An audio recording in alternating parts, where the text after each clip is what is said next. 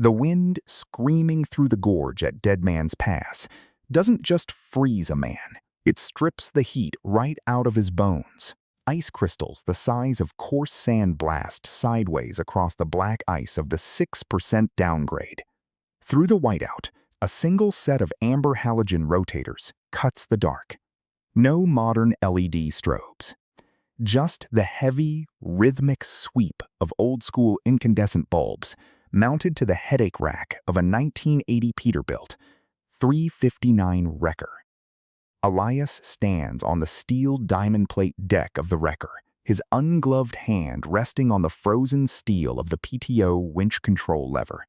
His knuckles are swollen with cold, stained with 3 decades of embedded crude oil and moly grease that no pumice soap will ever wash out. The temperature gauge inside the cab reads 22 below zero. But out here in the wind chill, it feels like the surface of a dead planet. Below him, screaming in structural agony, hangs 40 tons of aerodynamic fiberglass and cheap sheet metal. A late-model fleet truck, painted in the pristine corporate white of Apex Logistics, dangles over a 300-foot sheer drop. The drive tires are suspended in the void, spinning uselessly in the updraft.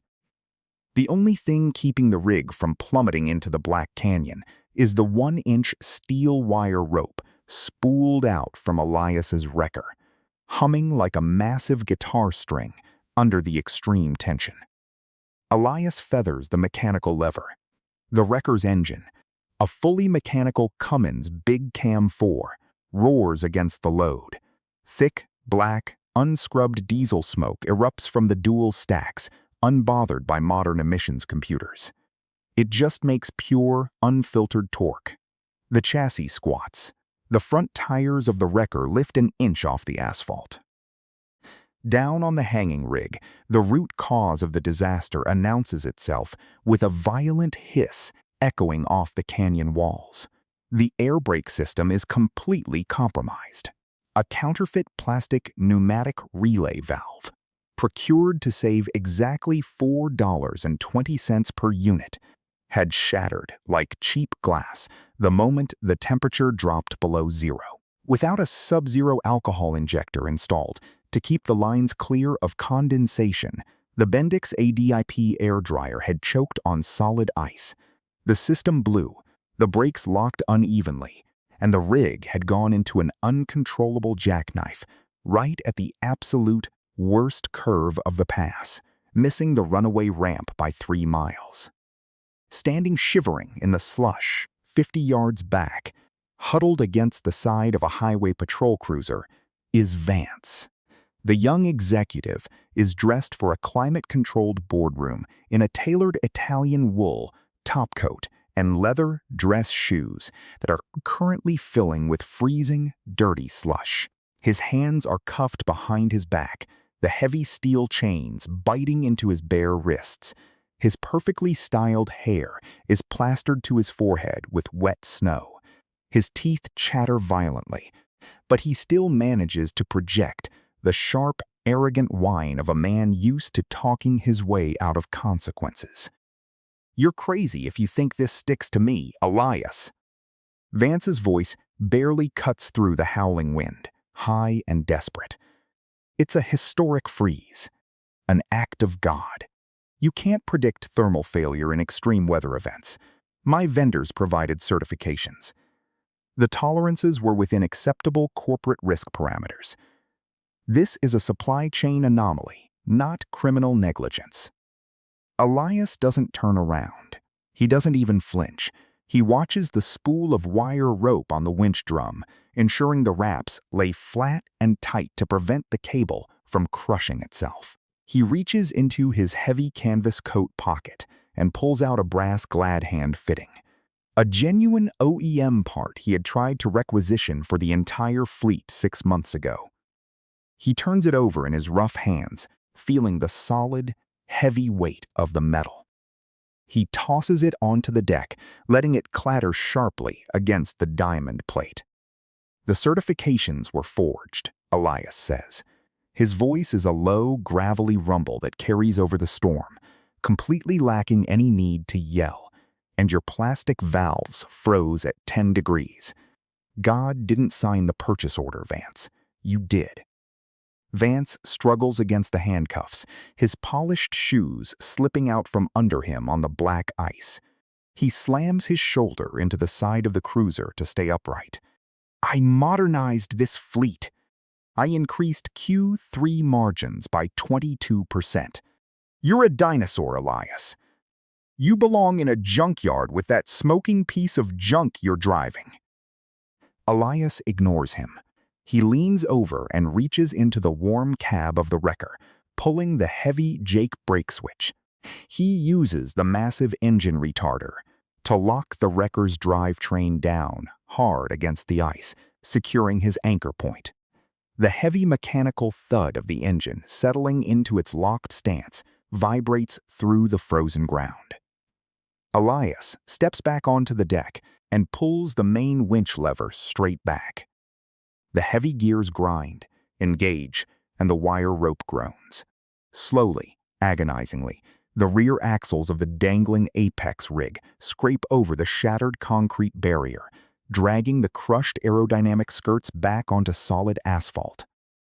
A state trooper steps out of the cruiser, pulling his thick winter collar up around his ears. He looks at the shattered, frozen plastic airlines trailing from the rescued rig, the exposed glad hand seals blown completely out of their housings, and then looks at Vance. Your margins just killed your career, son, the trooper mutters, grabbing Vance by the shoulder of his expensive coat and shoving him down into the back of the cruiser. The heavy door slams shut, instantly cutting off Vance's frantic, high-pitched excuses. Elias reaches up and wipes a mixture of freezing rain and engine oil from his cheek. He secures the winch lock, the heavy steel-on-steel clank echoing through the gorge. He stares down at the black canyon below, the wind tearing at his collar. It had taken a catastrophic failure to prove him right. It had taken risking his life, draining his savings, and risking federal prison to drag this truth into the light. He climbs back into the warm, diesel-scented cab of the Peterbilt and shuts the door against the storm. He taps the glass on his air pressure gauge. The system is reading a perfect, steady 135 psi. Right at the governor cut-out limit. Not a single leak. He puts the heavy non-synchronized transmission into gear, the long shifter vibrating under his palm. To understand how a man ends up freezing on a cliff edge, dragging a corporate empire back from the abyss, you have to go back to the beginning. Back to the sweltering heat of a mid-July afternoon in the Apex Logistics Maintenance Bay, before the ice, before the lies, and before Elias decided he was done taking orders from a man who didn't know the difference between brass and plastic. The July heat trapped inside the Apex Logistics Maintenance Bay felt like a physical weight, thick with the smell of vaporized diesel fuel, burnt 85W140 gear oil, and the sharp tang of hot steel. Industrial floor fans pushed the sweltering, heavy air in useless circles, vibrating the corrugated tin walls of the massive structure. The deafening bassline of the shop, rattling impact wrenches, the violent hiss of bleeding air compressors, and the shouted curses of mechanics was a language Elias had spoken fluently for 40 years. In Bay Number 4, the fiberglass hood of a scarred Freightliner Columbia was tilted forward, exposing the oil-caked block of a pre-emission Detroit Diesel Series 60 engine. The massive inline-six was idling, shaking the heavy steel frame rails, but the rhythm was wrong. Beneath the heavy, expected mechanical clatter, a sharp, erratic metallic knock pinged off the concrete walls. A younger mechanic named Toby, sweating profusely and clutching a plastic diagnostic tablet, stared at the engine with a look of pure defeat. He tapped the glowing screen with a greasy finger, scrolling through rows of digital sensor readouts that told him absolutely nothing. Elias stood motionless beside the massive steer tire, a clean red shop rag hanging from the back pocket of his dark blue uniform. He wasn't looking at the glowing screen. He was looking at the vibrating iron. He reached into his battered, heavy-gauge steel tool cart and pulled out a 3-foot-long flathead screwdriver with a thick wooden handle worn smooth by decades of sweat and heavy grease. He stepped carefully over a slick puddle of green coolant and edged close to the churning, dangerous blur of the fan belt.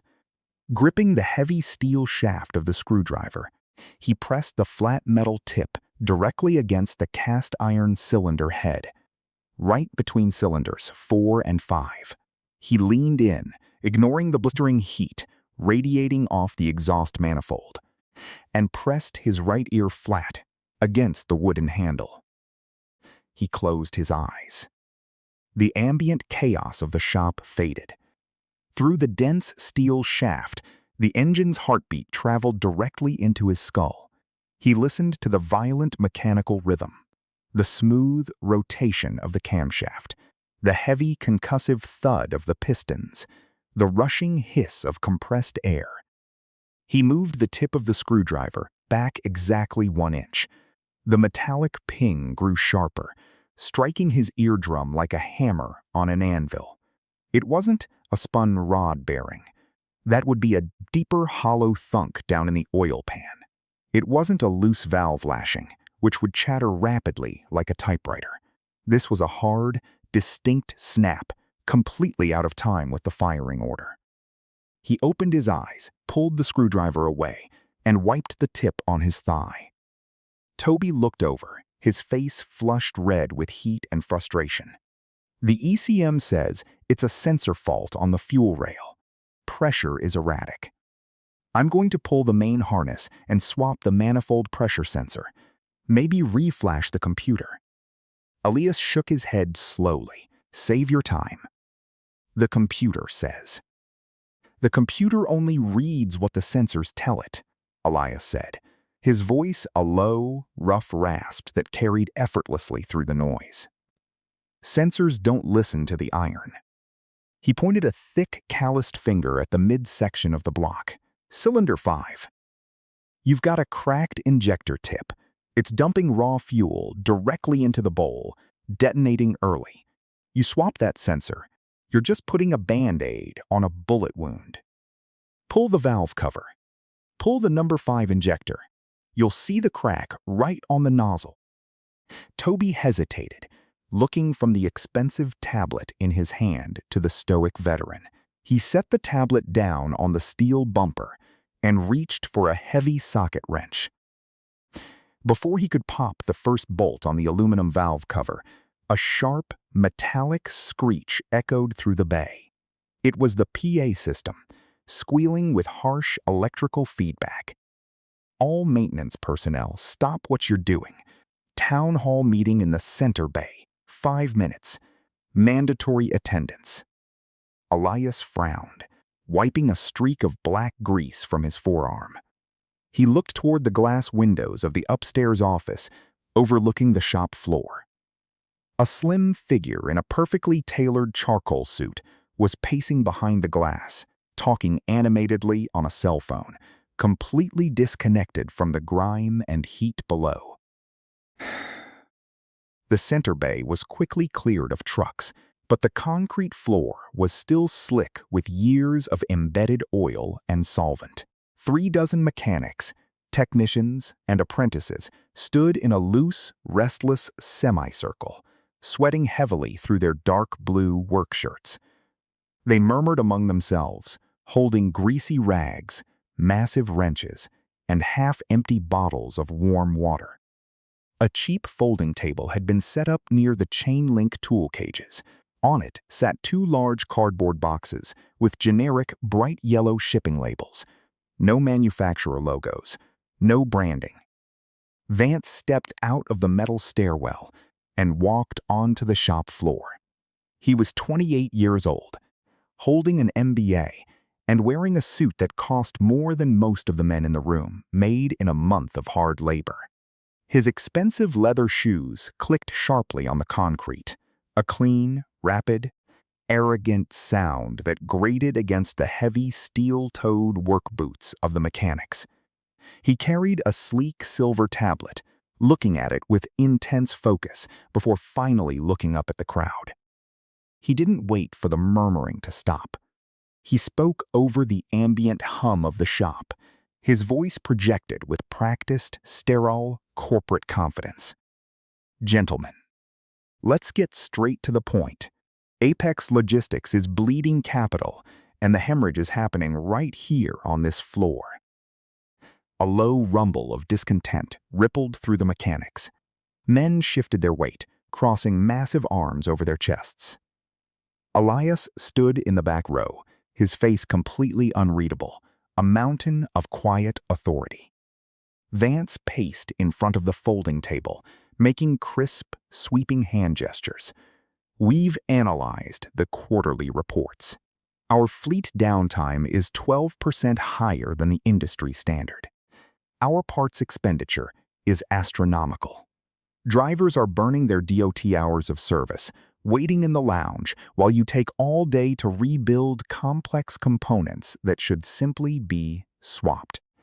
Every hour a rig is parked, instead of rolling through a weigh station inspection, we bleed revenue.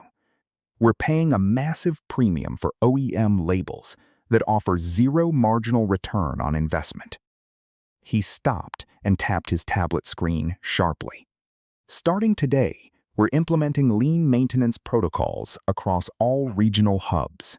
The old way of doing things is over. We're no longer a boutique restoration shop. We're a logistics machine. Turnaround times for preventative maintenance will be cut by 30%. If a rig is in the bay for more than 4 hours, it requires my personal authorization. You'll stop diagnosing and you'll start replacing." Toby, standing near Elias, scoffed quietly under his breath. 4 hours to drop a transmission and check a clutch plate? He's out of his mind. Vance heard the whisper. He stopped pacing and stared directly at Toby, his eyes cold and flat. He pointedly ignored the comment, turning to the folding table. He sliced open the packing tape on one of the cardboard boxes with a small silver pocket knife. He reached inside the foam peanuts and pulled out a shiny black component.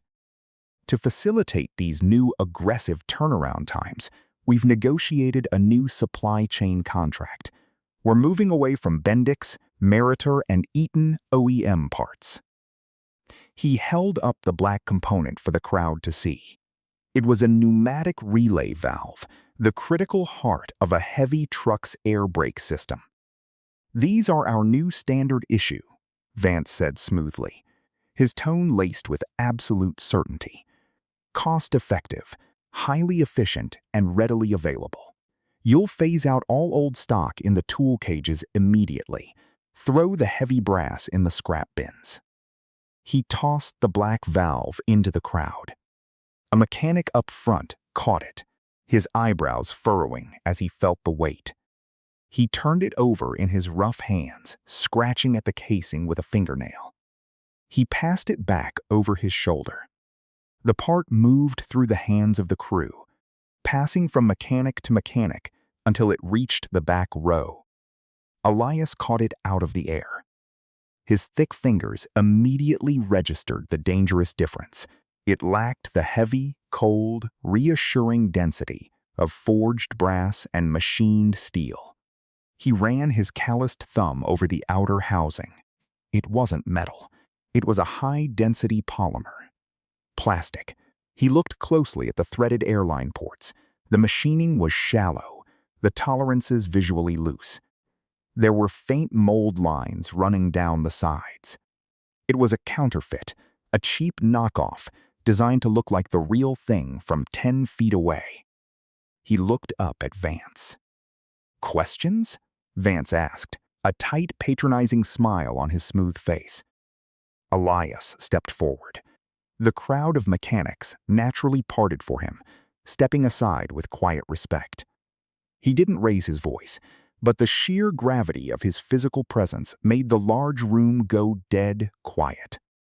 He held the black plastic valve up, his massive arm extended.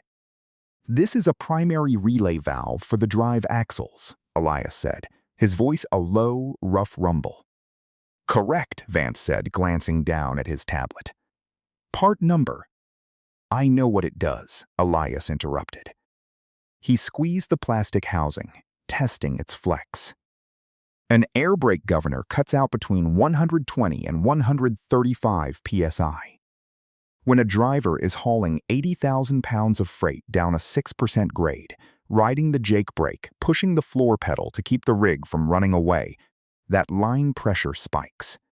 The friction, heat spikes." Vance sighed heavily, rolling his eyes and shifting his weight to one leg. "The manufacturer's specifications clearly state." "Brass holds," Elias said, his voice cutting through Vance's corporate drone like a blade. He tossed the valve onto the folding table. It landed with a hollow, brittle, plastic clatter that sounded exceptionally cheap in the cavernous garage. Plastic shatters, especially in the cold. "You put this garbage on a rig running through a mountain pass in December. The sub-zero temperatures freeze the glad hand seals. The line pressure builds against the ice block, and this casing will crack right down the mold seam. The driver loses all trailer brakes in a microsecond." Vance's condescending smile vanished. His jaw tightened.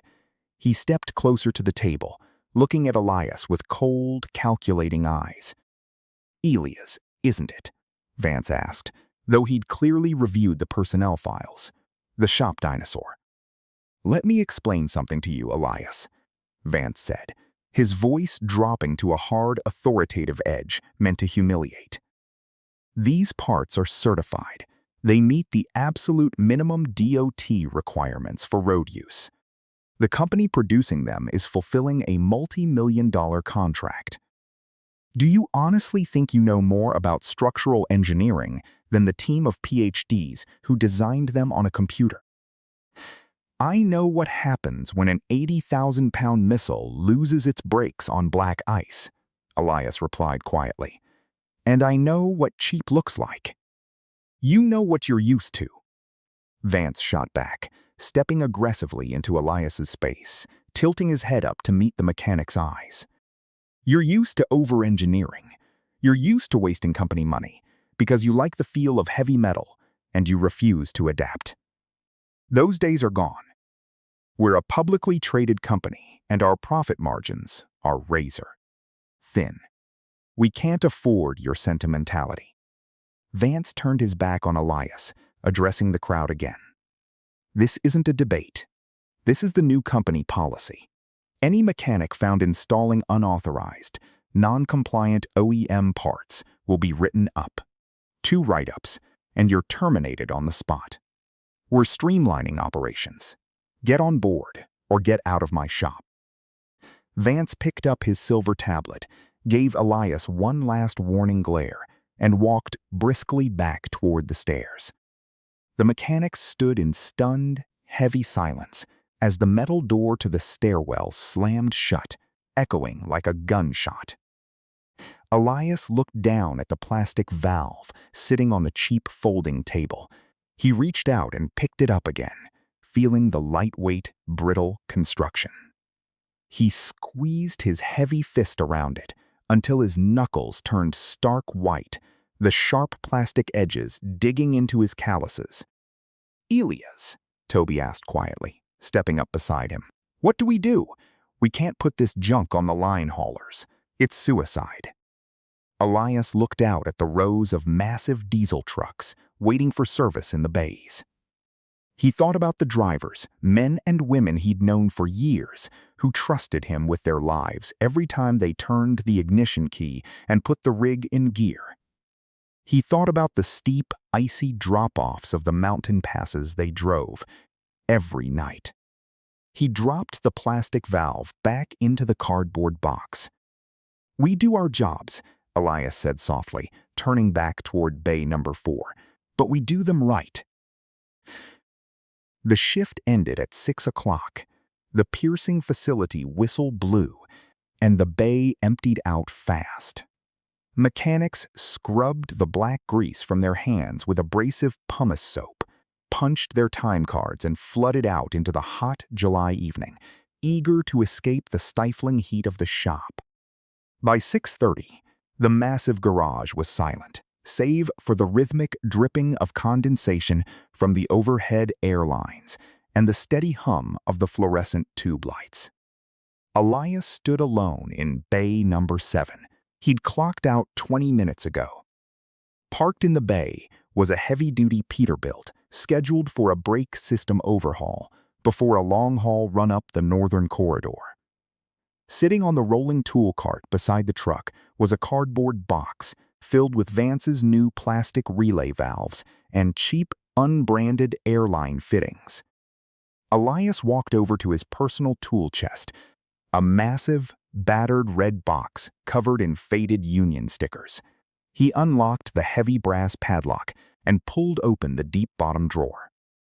Inside, resting on clean white shop towels, were heavy, forged brass Bendix ADIP air dryers, genuine OEM pneumatic relay valves, and a row of Sub-Zero airline alcohol injectors. He'd bought them himself, paying retail prices at a heavy-duty truck supply house across town, quietly draining his own meager retirement savings account to do it. He picked up one of the heavy brass valves. It felt right in his hand, solid, unbreakable. He walked over to the Peterbilt, kicked his rolling creeper underneath the front axle, and slid under the massive steel frame. The concrete floor was hard and cold against his back. He reached up, grabbed a heavy wrench, and began unbolting the cheap plastic parts the day shift had installed. The plastic cracked slightly just from the pressure of the wrench. Elias grimaced in the shadows. He tossed the dangerous plastic component into the scrap bucket by his shoulder. Working purely by feel in the dim light beneath the chassis, Elias positioned the heavy brass Bendix valve. He threaded the bolts by hand, feeling the perfect, deep bite of the machined metal threads locking together. Next, he spliced the primary air line, plumbing in a heavy-duty alcohol injector designed to feed antifreeze directly into the pneumatic system, guaranteeing the lines wouldn't freeze over in sub-zero temperatures. He tightened the bolts down, applying exactly the right amount of torque, his muscles burning from the long day, his joints aching from decades of hard labor. He lay there for a moment when the job was done, staring up at the underbelly of the beast. He was risking his pension, his job, and his financial security. If Vance caught him, it'd mean immediate termination and the loss of everything he'd worked 40 years for. He wiped a bead of sweat from his eye, grabbed his wrench, and rolled out from under the truck. He looked at the empty cardboard box on the tool cart, then down at the scrap bucket full of discarded plastic. He had 3 more trucks to fix before morning. The steel grate of the stairwell rattled under Elias's heavy work boots. Each step up toward the mezzanine office pulled a dull ache through his lower back. Below him, the maintenance bays roared with the sound of impact wrenches and idling diesels. But as he pushed open the thick glass door to Vance's office, the noise was abruptly severed. The climate-controlled air inside smelled of ozone from the high-end laser printer and an aggressive, sharp cologne. Vance sat behind a polished mahogany desk, his attention fixed on a glowing dual-monitor setup displaying endless spreadsheets. He didn't look up when the heavy door clicked shut. Elias stepped forward. He didn't sit in the plush leather guest chairs. Instead, he reached into the deep pocket of his grease-stained coveralls and pulled out a fist-sized piece of black plastic. He set it on the immaculate glass surface of the desk. It made a hollow, cheap clatter. Vance finally broke his gaze from the screens. He blinked at the object, his lip curling slightly in distaste. "What's this, Elias? You're tracking shop grit onto my desk." "Pneumatic relay valve," Elias said, his voice a low, gravelly rasp. "Pulled it off rig 42. And Elias tapped a thick, calloused finger against the side of the housing. A hairline fracture ran straight through the threading, jagged and white against the black plastic. "It's cracked, right down the seam, brand new out of the box this morning." Vance leaned back, steepling his soft, manicured fingers. "Manufacturing defect. It happens. Throw it in the bin and grab another one. That's why we buy them in bulk." "It's not a defect," Elias said. "It's the material. This is cheap resin. The governor cut out pressure on these pre-emission engines, hits 135 psi. You put that kind of air pressure through a brittle plastic housing, it's going to fail. We need the brass OEM fittings." Bendix. Vance sighed, a long, exaggerated sound of corporate exhaustion. He clicked a mouse, bringing up a pie chart on his left monitor. "Elias, you have a very romanticized view of this industry. You're stuck in the past. Brass is heavy, expensive, and completely unnecessary for our current logistical margins. These composite valves are industry standard." "They're counterfeit trash." Vance's eyes narrowed. "They're cost optimized. Do you know what our overhead looks like this quarter? Fuel prices are up. Insurance premiums are up. We're operating on razor-thin margins. The board expects a 12% reduction in maintenance expenditures. These valves save us $47 per unit. Across a fleet of 300 trucks, replacing 4 valves each. You do the math. That's operational efficiency." "Efficiency doesn't stop a 40-ton rig on a 6% downgrade," Elias said quietly. "The ECMs govern the speed. The drivers just have to follow protocol. An engine module doesn't push the brake shoes against the drum. Air does. If this valve shatters when a driver hits the pedal, he loses his trailer brakes. Add in the glad-hand seals freezing up because these cheap valves don't seat right with the sub-zero alcohol injectors." Elias leaned forward, his knuckles resting on the desk. "People will die, Vance." Vance stood up. He smoothed the front of his tailored vest, looking down at Elias. The height difference was marginal, but the posture was entirely different. Vance carried the rigid arrogance of a spreadsheet manager. Elias carried the heavy, unmovable weight of an anvil. "Let me make something exceptionally clear to you," Vance said, his voice dropping to a hard, cold register. "You're a mechanic. You turn wrenches. You don't run the procurement department. You don't analyze the quarterly budgets.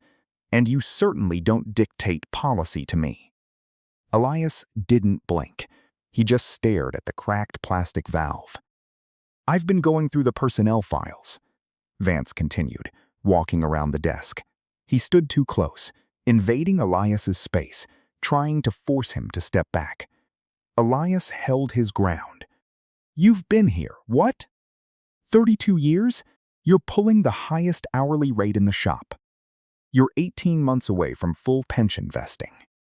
Vance picked up the broken valve between his thumb and index finger and dropped it straight into a sleek metal trash can. "It'd be a tragedy," Vance said softly, "if a senior employee was terminated for chronic insubordination just shy of his retirement. A massive financial blow. I imagine your family relies heavily on that medical coverage. Doesn't your wife have ongoing health issues?" The tension in the room grew heavy. The faint, rhythmic thrum of a diesel engine starting up in the bay below vibrated through the floorboards. Elias felt the muscles in his jaw tighten until his teeth ground together. His hands, resting at his sides, curled into slow, deliberate fists. He looked at Vance. He saw the cold calculation, the utter lack of humanity, the absolute certainty that money mattered more than the men hauling freight down the mountain. "Install the parts we provide, Elias," Vance said, turning his back to walk to the window. "Or I'll find a 22-year-old kid fresh out of trade school who'll do it for half your pay and none of your lip. Are we understood?" Elias looked at the trash can, then at the back of Vance's head. "Understood," Elias rasped. He turned and walked out, pulling the heavy glass door shut behind him. He walked down the metal stairs, back into the deafening noise of the shop floor. He reached into his other pocket, his fingers tracing the cold, heavy, undeniable weight of a solid brass Bendix valve he'd bought himself. The rusted hinges of Elias's front door let out a familiar, tired groan as he pushed it open. The house was completely dark except for the amber glow of the digital stove clock and the faint bluish light spilling from the hallway. He closed the door softly, turning the deadbolt with a slow click so as not to wake her. The air inside smelled of cinnamon, old upholstery, and the sharp, sterile scent of antiseptic. Beneath the floorboards, the furnace hummed, fighting a losing battle against the bitter wind, rattling the single-pane windows. Elias sat on a worn wooden bench by the door. He unlaced his steel-toe boots, his joints popping in the quiet house.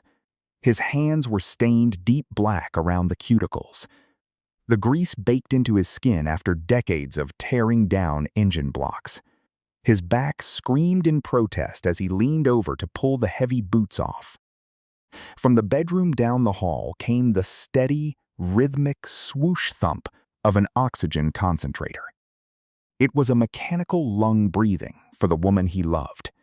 Every cycle of that machine was a constant reminder of exactly what he had on the line. He padded into the kitchen in his thick wool socks. He reached up and pulled the string on the overhead light. The pale yellow bulb flickered, then caught, illuminating the small, scuffed linoleum table. It was covered in paper. Elias pulled out a vinyl-backed chair and sat down heavily. He reached for the top envelope. The return address bore the logo of a massive healthcare conglomerate. He slid his thick thumb under the flap and tore it open. Past due. He set it down and picked up the next one. Notice of premium increase. He moved it aside. Beneath the envelopes was a stack of pharmacy receipts. Inhalers, steroids, specialized pulmonary medications that their insurance only covered a fraction of. The numbers at the bottom of the receipts were staggering. They were numbers that demanded a steady paycheck. Numbers that absolutely required a fully vested pension and continuous, unbroken health coverage. Elias rubbed a heavy hand over his face, feeling the rough stubble on his jaw. His eyes burned with exhaustion.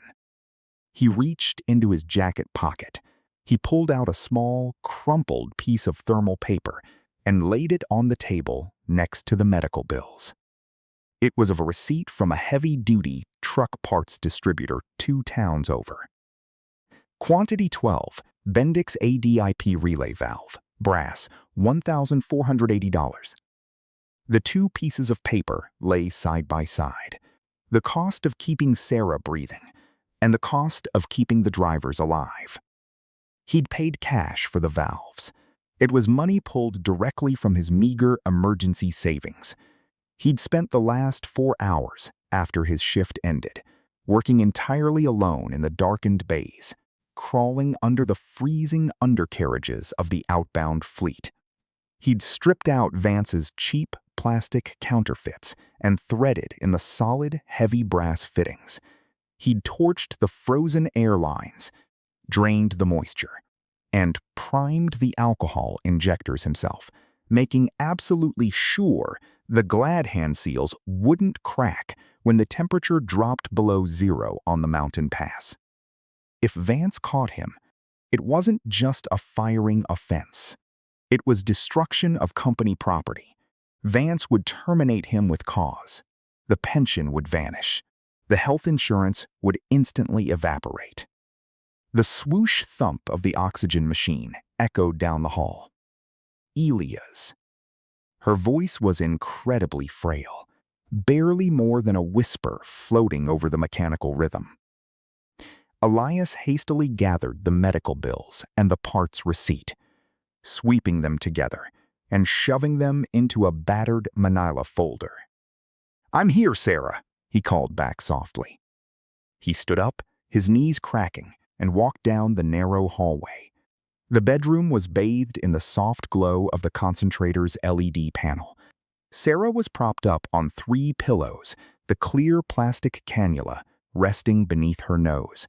Her face was pale, lined with years of chronic pain, but her eyes were still the same sharp, warm brown he'd fallen in love with 30 years ago. "You're late," she murmured, coughing weakly. "Did they make you pull a double?" Elias sat on the edge of the mattress.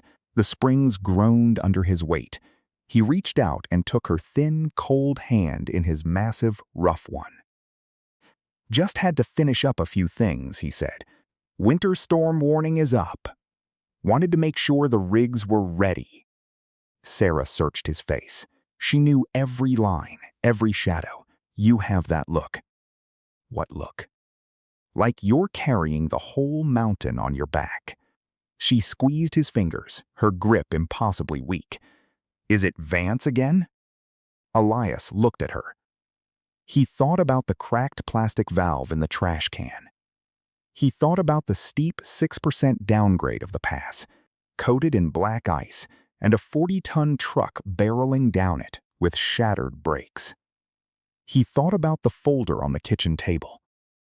He gently brushed a strand of gray hair from her forehead. "Just regular shop headaches," Elias said softly. "Nothing for you to worry about. Go back to sleep." Sarah closed her eyes, exhausted by the brief conversation. "Don't let them work you to the bone, Eli. We need you."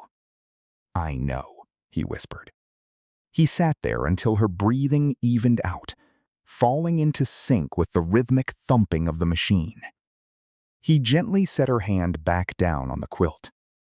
Elias stood up and walked over to the bedroom window. He pulled the thin curtain back a fraction of an inch. Outside, the streetlights were beginning to blur. The first heavy flakes of snow were falling, swirling violently in the bitter wind, burying the streets in white. The storm had arrived. The bay doors of the regional logistics depot rattled against the rising wind. 3 in the morning. The temperature gauge on the concrete wall read 12 degrees and dropping. Outside, the first blinding squalls of the winter storm lashed against the corrugated steel siding, a harsh hiss of ice crystals seeking a way inside. Elias slipped through the rusted side entrance, shutting out the storm. He didn't turn on the overhead halogens.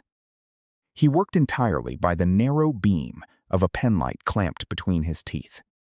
His breath plumed in the freezing air, drifting over the massive grills of 6 long-haul freight rigs lined up in the bays. They were fully loaded, scheduled to push over the mountain pass by dawn. He dropped his heavy canvas duffel onto the floor. It hit the concrete with a dense, metallic thud.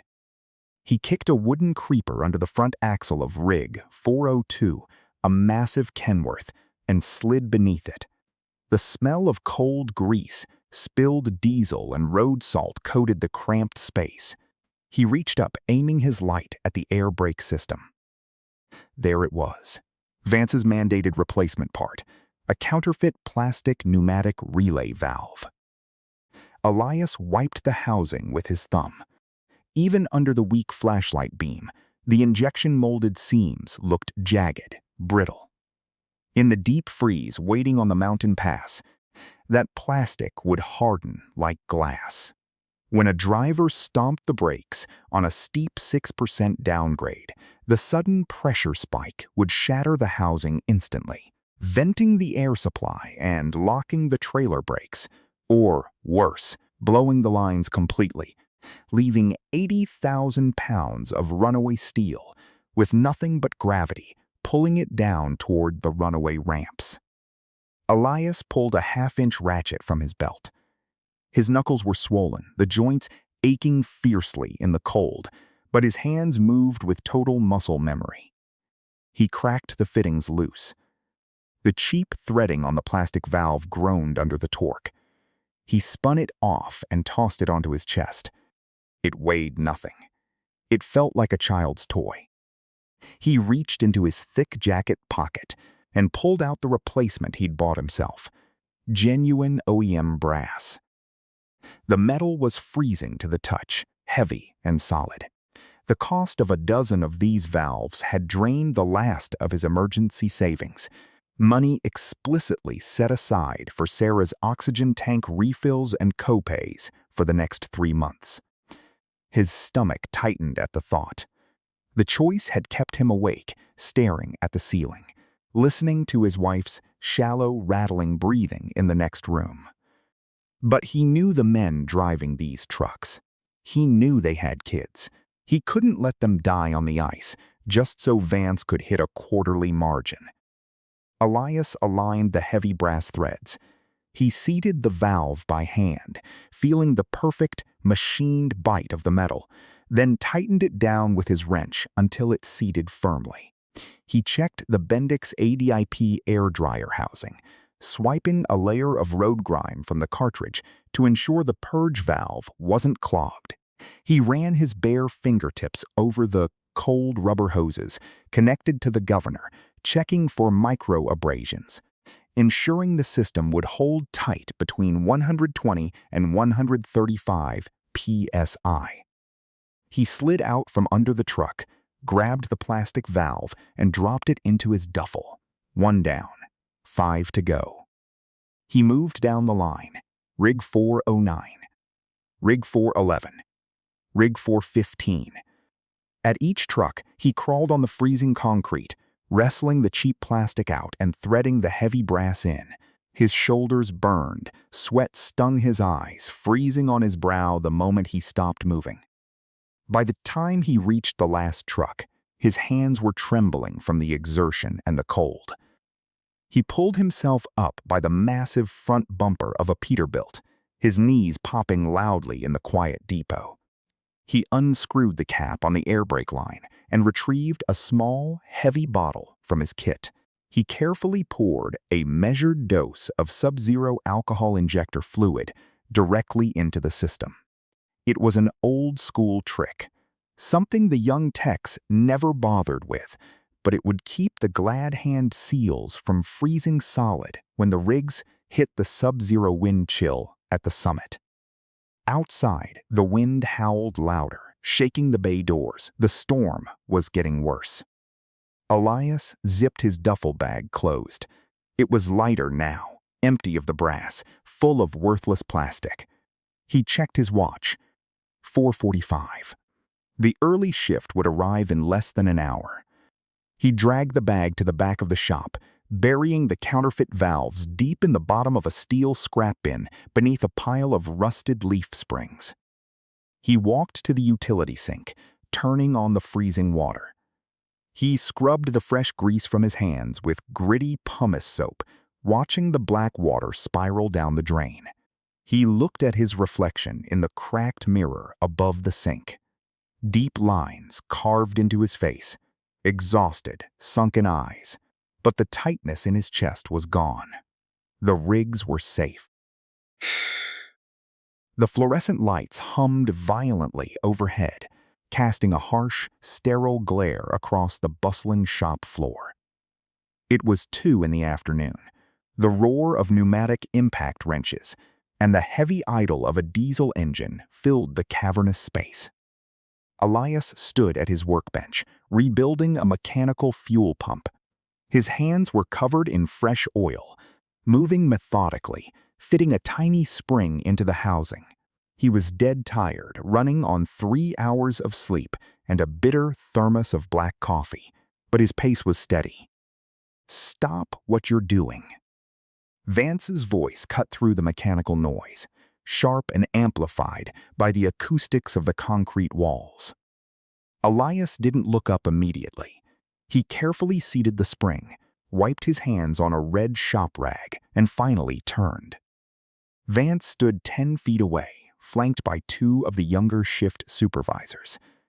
He wore a tailored wool coat over a crisp dress shirt, his expensive leather loafers spotless against the grease-stained floor. He was holding a sleek tablet, the screen glowing against his pristine hands. The pneumatic tools around the shop slowly ground to a halt. The other mechanics lowered their wrenches, watching the confrontation. "I'm looking at the weekly efficiency metrics, Elias," Vance said loudly, making sure his voice carried to the back bays. He tapped the screen with a manicured finger. "And you're dragging the entire floor into the red. Your turnaround times on the brake line retrofits are the slowest I've ever seen. You're 25% behind the new guys." Elias looked at the tablet, then down at Vance's shoes. He knew exactly why his times were slow. It took twice as long to pretend to install the plastic junk during his shift, so the DOT logs matched the inventory, only to sneak back in at night and do the job right with the brass he'd bought himself. "I check my work," Elias said quietly. Vance let out a sharp, dismissive laugh. He stepped closer, invading Elias's space.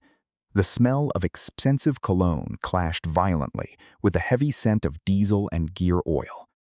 "You dawdle," Vance corrected. "You're treating this shop like it's 1995. We run a modern logistics hub here. We run lean. We run fast. You're operating like an old pre-emission mechanical diesel, Elias. You burn too much fuel. You make too much noise, and you take too damn long." Vance pointed the edge of his tablet at Elias's chest. "We use modern ECM-governed engines now. Computers dictate the flow. Efficiency dictates the profit. I gave you the standard operating procedures. I gave you the supplied parts. Your job is to put them on the trucks and push them out the door, not to play artisan craftsman on my dime." The shop was dead quiet now. Only the sound of the wind screaming outside the bay doors remained. Elias felt the heavy steel wrench in his hand. He looked at Vance's smug, unblemished face. All it would take was one swing to shatter that arrogance. He thought about the plastic valves sitting in the scrap bin. He thought about the 6 drivers currently navigating the treacherous, icy switchbacks of the mountain pass, stepping on their brakes, trusting their lives to the heavy brass Elias had bled his own savings to install. Then he thought about the stack of medical bills sitting on his kitchen counter. He thought about Sarah's oxygen regulator. If Vance fired him right now, the company health insurance would be severed by midnight. Vance leaned in closer, his voice dropping slightly, laced with absolute authority. "I don't care how many years you've spent in this bay. If you can't keep up with the throughput standard, I'll fire you before the end of the week and replace you with someone who can. Are we clear?" Elias tightened his grip on the shop rag. The rough fabric bit into his calluses. He swallowed the bitter, burning pride rising in his throat. He forced his shoulders to lower. He looked Vance dead in the eye, keeping his expression completely hollow. "We're clear." Vance held his gaze for a long moment, searching for defiance. Finding none, he smirked. He turned sharply on his heel, addressing the rest of the silent shop. "Clock's ticking, gentlemen. Those trucks don't pay us to sit in the bays." The younger supervisors scrambled back to their stations. The deafening rattle of an impact wrench shattered the tension. Vance walked out through the swinging office doors, not looking back. Elias stood completely still for a few seconds. He looked down at his scarred, oil-stained hands. He turned back to the workbench, picked up the tiny spring for the fuel pump, and went back to work. The NOAA weather broadcast droned from the dust-caked radio sitting on the dispatch counter. The automated voice was devoid of panic, but the words hung heavy in the stale, coffee-scented air. An extreme low-pressure system moving rapidly across the northern pass. Total accumulation exceeding 24 inches. Whiteout conditions, wind gusts up to 60 miles per hour.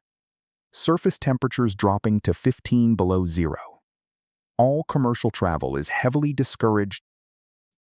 Outside, the wind hurled ice crystals against the corrugated tin walls of the terminal, a relentless, deafening scrape. Inside the break room, the air was thick with the smell of wet wool, burnt coffee, and anxiety. 6 drivers, big men with decades of road grit worn into the lines of their faces, stood huddled around a battered folding table. They stared at the radar map glowing on a cracked tablet screen. A massive, bruised mass of deep purple and crimson was swallowing the mountain pass.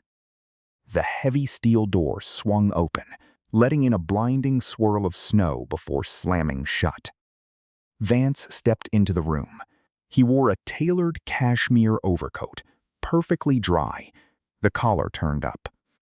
His polished leather boots clicked sharply against the salt-stained concrete. He looked completely out of place in the grease-smeared room, yet he moved with an unbearable, predatory energy. He slapped a thick stack of manifests onto the table, right over the weather map.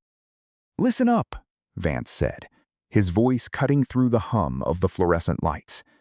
The state just issued an emergency bid. Department of Defense fast-track freight. Heavy generators, salt stores, and plow blades. They need them over the pass by morning. It's triple the standard freight rate, plus a hazard bonus for the company. He looked around the room. The drivers were staring at him, stunned.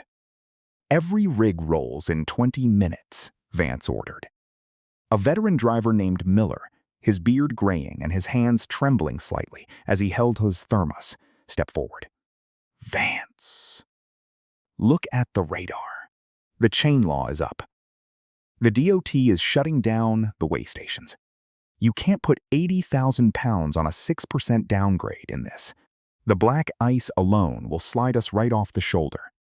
It's a graveyard up there tonight." Vance smiled. It was a thin, bloodless stretching of his lips. He unbuttoned his coat slowly, looking at Miller with absolute condescension. "Miller, the problem with you, and with this entire industry right now, is a fundamental lack of vision. You see a storm. I see the competition pulling over at the nearest truck stop to hide under their blankets. I see a vacuum in the market. The state is desperate. If we deliver this freight tonight while everyone else is parked, we secure the regional logistics contract for the next 5 years. This isn't just a run. This is a corporate expansion. And I'm not going to let a little snow stand in the way of a multi-million-dollar quarter." Miller shook his head. "It's suicide. The rigs are freezing up in the yard. The wind is going to push us over the guardrails. The rigs will do what they're told, and so will you." Vance snapped, his voice dropping to a hard corporate hiss. "Unless, of course, you'd prefer I take a closer look at your DOT hours of service logs. I recall noticing a few highly creative entries last month, when you wanted to get home for your daughter's birthday. The federal auditors would have a field day with those. It'd be a shame to lose your commercial license entirely. You want the paycheck that keeps your mortgage afloat, or do you want to play meteorologist?" Vance tapped the manifests. "Keys in the ignitions in 20 minutes. Anyone still standing in this room in 21 minutes can leave their badge on the counter." In the back corner of the room, standing in the shadows by the vending machine, Elias watched, his heavily calloused hands wrapped around a paper cup of lukewarm water. Grease stained the deep creases of his knuckles. He said nothing. He just watched the men reluctantly pick up their clipboards, their faces drawn tight with fear and trapped resignation, and walk out into the howling whiteout. The maintenance cage was bitterly cold. The overhead heater had died 3 days ago, and Vance had refused the repair invoice. Elias breathed out, his breath forming a thick white cloud in the dim light. His bad knee throbbed with a dull, rhythmic ache, a reliable barometer for the dropping pressure outside. He walked over to the receiving pallet. A delivery driver had dropped a stack of cardboard boxes an hour earlier. Elias pulled his pocket knife and sliced the packing tape on the top box. He needed to restock the Type 30 brake chamber diaphragms before he started his shift. He flipped the cardboard flaps open. Inside, stacked in thin, unmarked plastic sleeves, were the diaphragms. Elias reached in and pulled one out, his brow furrowed immediately. His hands, carrying 30 years of muscle memory, registered the anomaly before his eyes did. It was too light. The surface was slick, glossy, and entirely rigid. He pressed his thumbs into the center.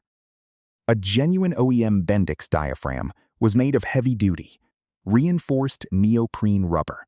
It was thick, pliable, designed to expand and contract millions of times under extreme pneumatic pressure. This piece, it didn't give. It felt like cheap, extruded thermoplastic. Elias's pulse began to drum heavily in his ears. He turned the part over. No brass fittings, no manufacturer stamp.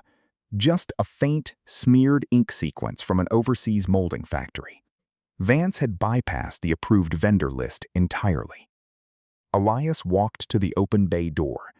The sub-zero wind screamed through the gap, driving needle-like ice crystals into his face. He set the plastic diaphragm on the frozen concrete just outside the threshold.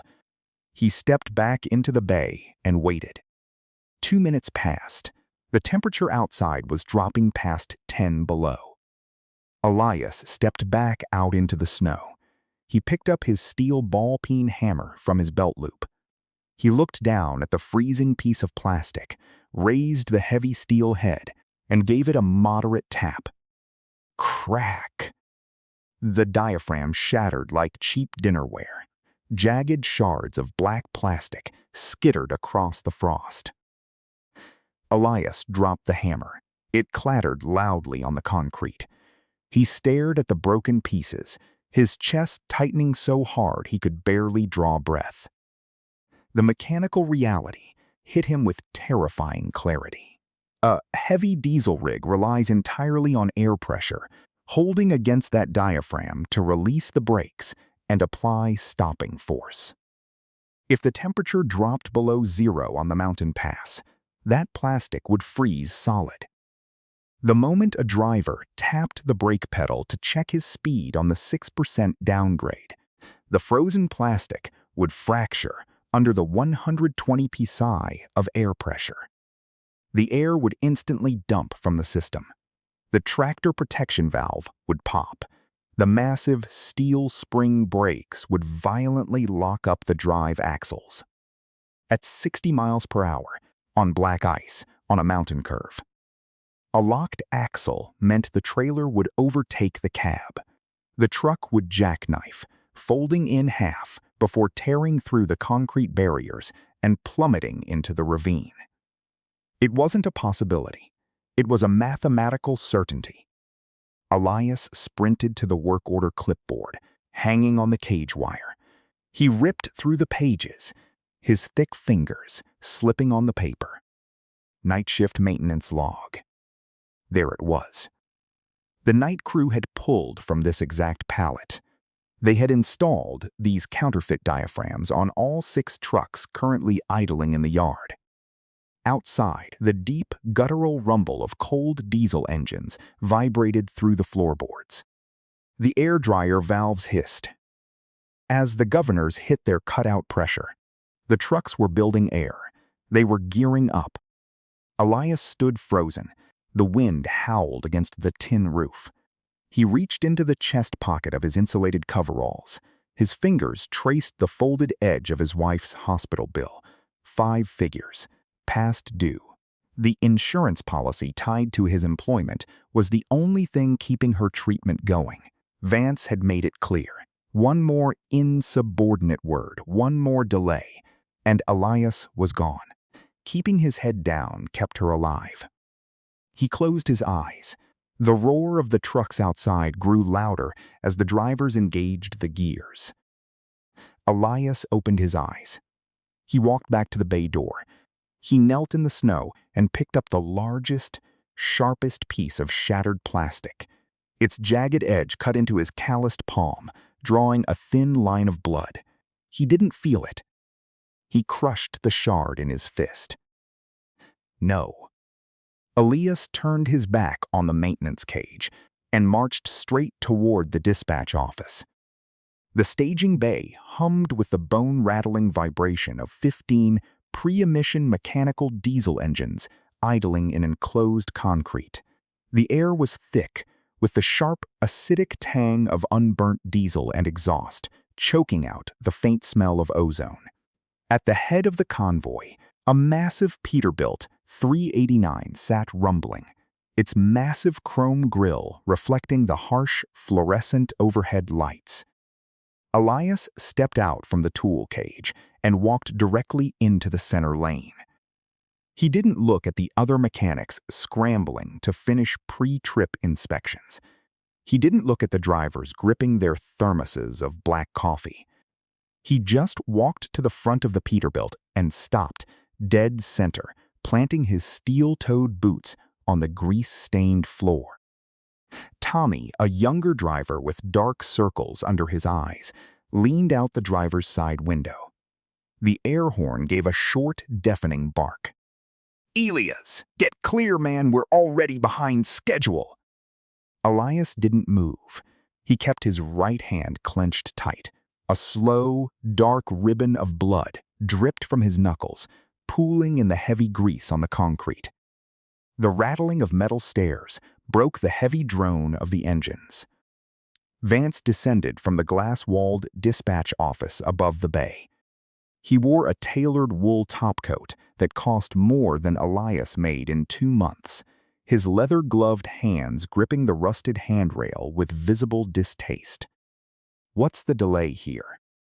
Vance's voice echoed through the PA system, sharp and irritated.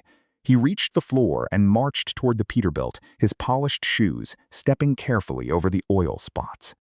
"I want these bay doors open 5 minutes ago. Move." Elias raised his right hand and opened his fist. The jagged, broken shard of the black plastic valve rested on his blood-smeared palm. "You swapped the Bendix ADIP dryers," Elias said, his voice barely rising above the engine rumble, but carrying the heavy weight of absolute certainty. "You bought counterfeit pneumatic relay valves, plastic housings instead of forged brass." Vance stopped 10 feet away. His jaw tightened, but his expression quickly smoothed into a mask of corporate impatience. "We're modernizing our supply chain, streamlining maintenance costs. I don't pay you to audit the procurement department, Elias." "They're plastic," Elias said. "The glad hand seals are barely rated for frost. You're sending them into a blizzard without sub-zero alcohol injectors in the airlines.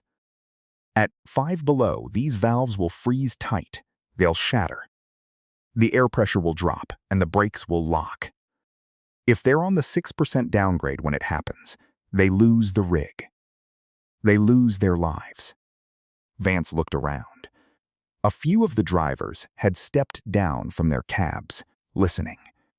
The tension in the bay was suddenly thicker than the exhaust. Vance took a step closer, lowering his voice so only Elias could hear. The arrogance rolled off him in waves. "Let me explain the real world to you, old man. The real world runs on margins. We have a midnight delivery window.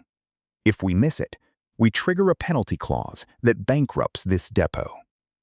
Your little brass fittings cost 3 times what the new vendor charges. I made a management decision to keep the lights on, including the lights in your house. Vance glanced pointedly at the heavy canvas jacket Elias wore. "I know about your wife, Elias.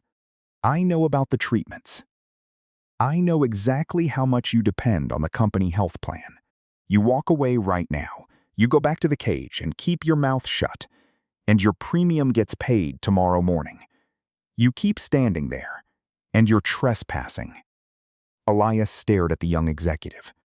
He saw the cold calculation in Vance's eyes, the absolute detachment from the men sitting in the cabs of those trucks. Elias's hand throbbed. The shard dug into his skin.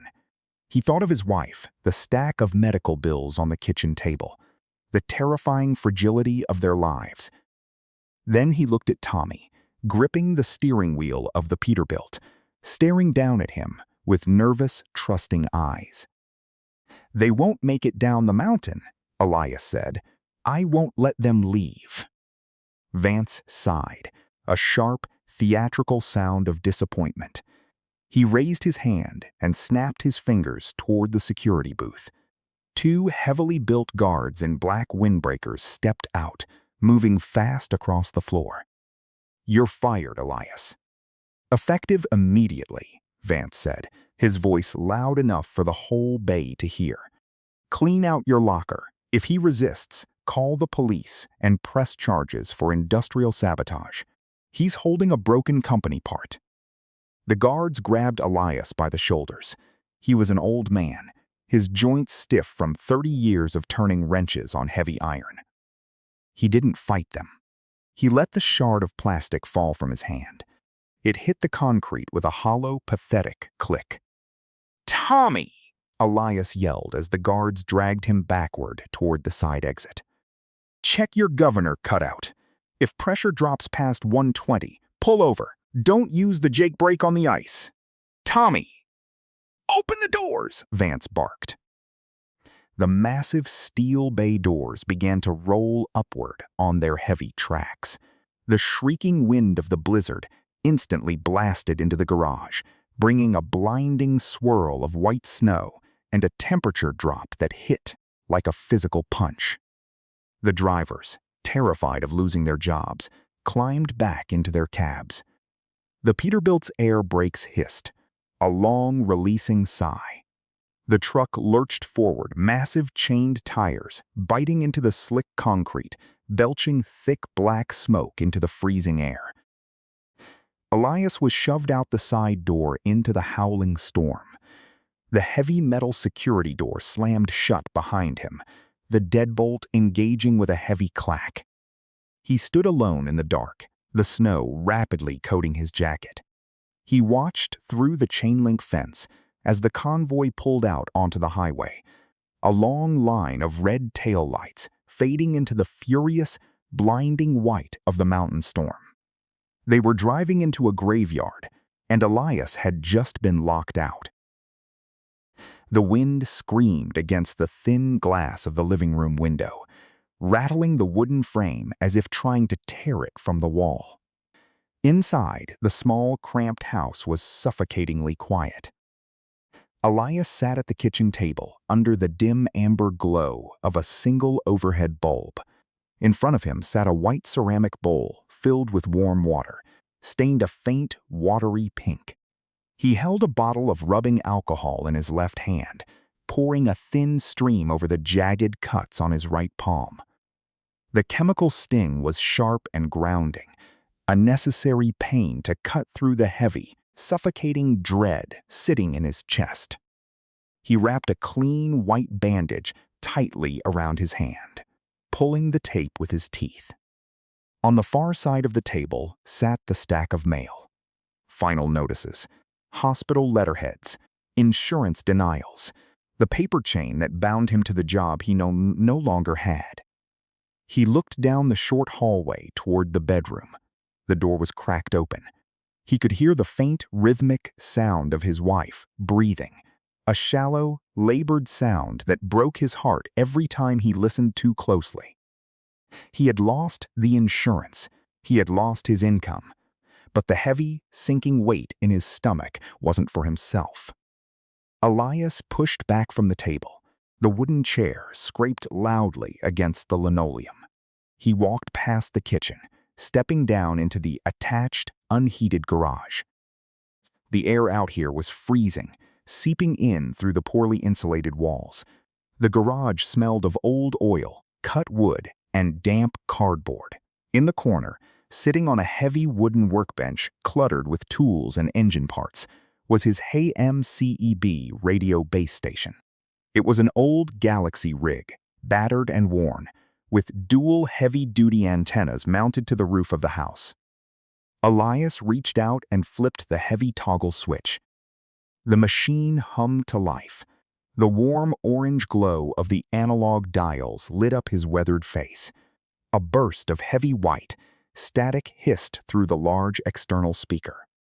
He reached for the tuning knob, his bandaged hand clumsy, and slowly dialed into channel 19, then twisted the squelch knob just enough to cut the background noise. At first, there was nothing but the crackle of the storm interfering with the signal. Then a voice broke through, distorted and thick with static. Visibility is 0. I can't even see the tail lights of the rig in front of me. Keep it slow, Convoy. Way station at the base of the pass is closed down. Nobody's inspecting tonight. It's just us out here. Elias pulled a metal stool up to the workbench and sat down. He stared at the glowing orange dials, as if he could see the trucks through the radio waves. Wind is pushing hard on the broadside, another voice crackled. It sounded like Tommy. I'm having trouble keeping her in the lane, getting some heavy ice buildup on the windshield wipers. Elias leaned closer to the speaker. He rubbed his bandaged hand. The storm was worse than predicted. The temperature was plunging fast. The radio went quiet for a few long minutes, save for the rhythmic pop and hiss of atmospheric interference. Elias watched the needles on the dials bounce slightly with the static. Then the speaker cracked loud. Hey, is anyone else getting weird reads on the air pressure? What are you seeing, Rig 4? My governor cutout pressure is fluctuating, supposed to hold steady between 120 and 135 psi. I'm dropping to 115, now 110. The compressor is running constantly, but it's not building pressure. Check your glad hand seals. A veteran driver's voice came back. Cold might be shrinking them. It's not the seals, Elias whispered to the empty garage. It's the valves. I'm losing air. Tommy's voice broke in, panicked, high-pitched. I'm on the start of the 6% downgrade, and my primary tank is bleeding out. The air dryer isn't cycling. Don't use the Jake brake, Tommy. The ice is too thick. You'll jackknife. I can't slow down. The pedal is stiff. The valves are freezing up. I'm trying to pump it, but it's like stepping on a brick. Elias closed his eyes. The plastic counterfeit housings were shattering in the sub-zero wind. The air lines, lacking the alcohol injectors to keep the moisture from freezing, were filling with solid ice. The heavy pneumatic relay valves that controlled the massive drum brakes on the trailers were failing. I've got a warning buzzer! Another driver yelled over the channel. Low air pressure. The spring brakes are gonna lock. I'm gaining speed. Tommy's voice was pure terror now. I'm doing 45 on the downgrade, and I have no service brakes. Where's the runaway ramp? Someone tell me where the runaway ramp is. It's snowed over, Tommy. The plows haven't been through. You can't see the markers. Elias gripped the edge of the workbench. The radio was a chorus of shouting, overlapping voices, the screech of static, the sheer panic of men trapped inside 40-ton steel missiles plunging down an icy mountain. I can't stop! Tommy screamed over the radio, the transmission breaking up. I can't! A loud, deafening roar of static blasted through the speaker, followed by a sharp, violent crack that sounded like tearing metal. Then dead air. Only the hiss of the squelch remained. Elias sat in the freezing garage, the orange light reflecting in his wide, horrified eyes. He slowly looked away from the radio. His gaze drifted to the far side of the garage, past the workbench, past the stacked boxes of old parts. Sitting under a heavy canvas tarp in the darkest corner of the garage, massive and silent, was the silhouette of a truck, a restored, fully mechanical, vintage heavy-duty wrecker. Built before computers, built with forged steel and genuine brass. Elias stood up. The summit of the mountain pass is a whiteout wasteland. Sub-zero winds howl at 60 miles per hour through the jagged peaks, driving horizontal snow that coats the steep, curving highway in a thick, unyielding sheet of black ice. A convoy of 3 fully loaded freight trucks crests the ridge, their halogen headlights cutting barely 20 feet into the swirling vortex of the storm.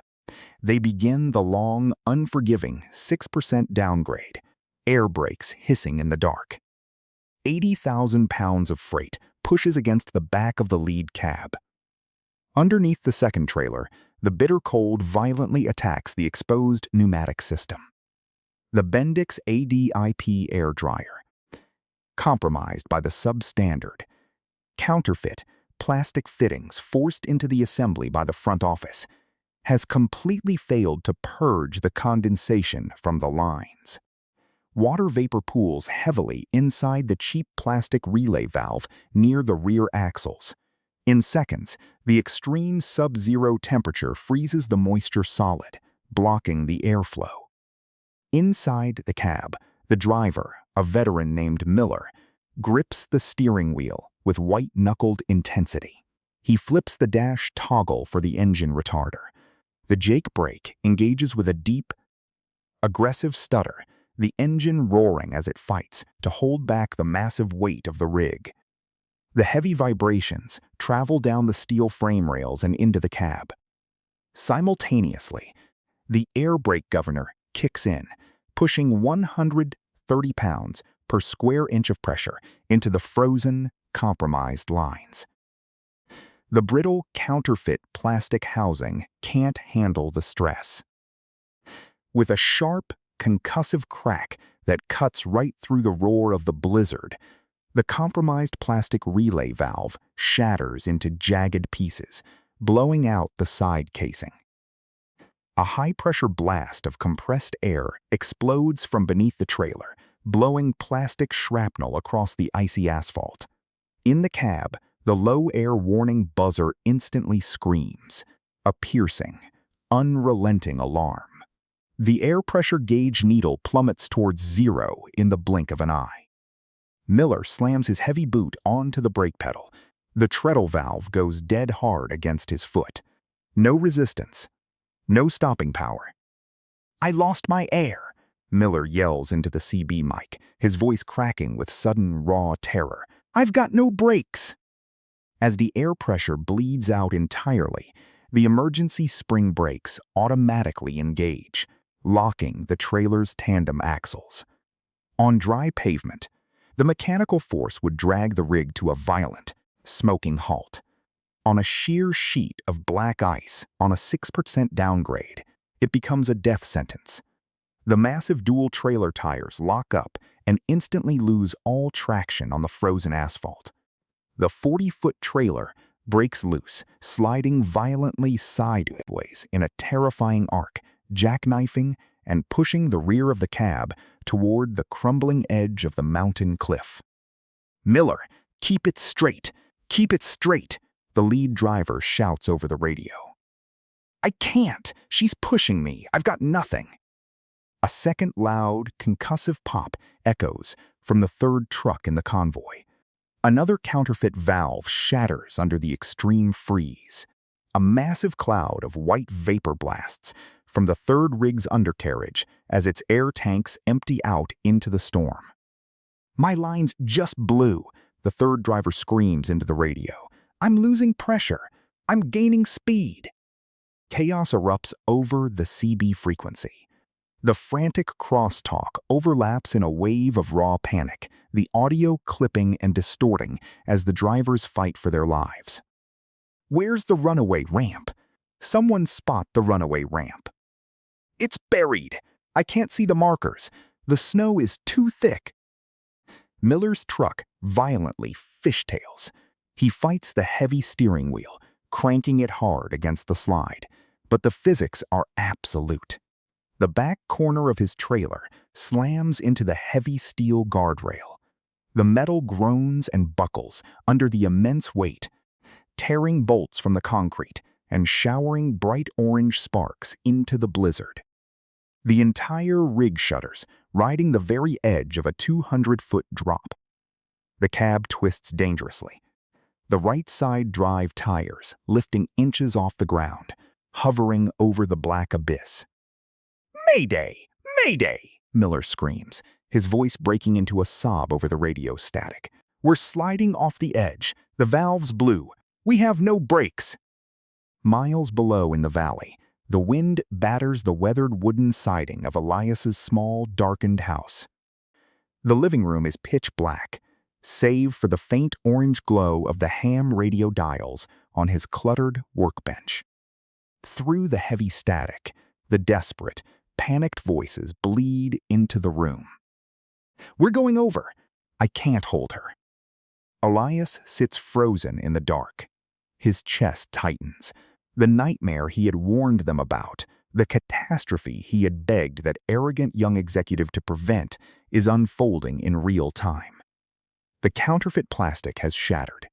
The drivers are entirely at the mercy of the ice. He doesn't hesitate. Elias stands up, kicking his heavy wooden chair back onto the floor. He grabs his grease-stained, insulated canvas coveralls and shoves his legs into them. He pulls on his heavy winter boots, kicking his heels against the floorboards to seat them, and zips the heavy coat tight against his throat. He snatches a heavy ring of brass keys from the hook by the door and shoulders his way out into the blizzard. The cold is a physical blow. It steals the breath straight from his lungs and bites into the skin of his face. The howling wind whips his gray hair violently, but his eyes are locked onto the large, weather-beaten doors of his barn at the edge of the property. He wades through the knee-deep snowdrifts, his boots crunching heavily in the frozen yard. He grabs the heavy iron handles of the barn doors, plants his boots, and heaves them open against the wind. Inside, sitting in the deep frigid shadows, is Ironclad. It's a fully restored, pre-emission 1980s, mechanical heavy wrecker.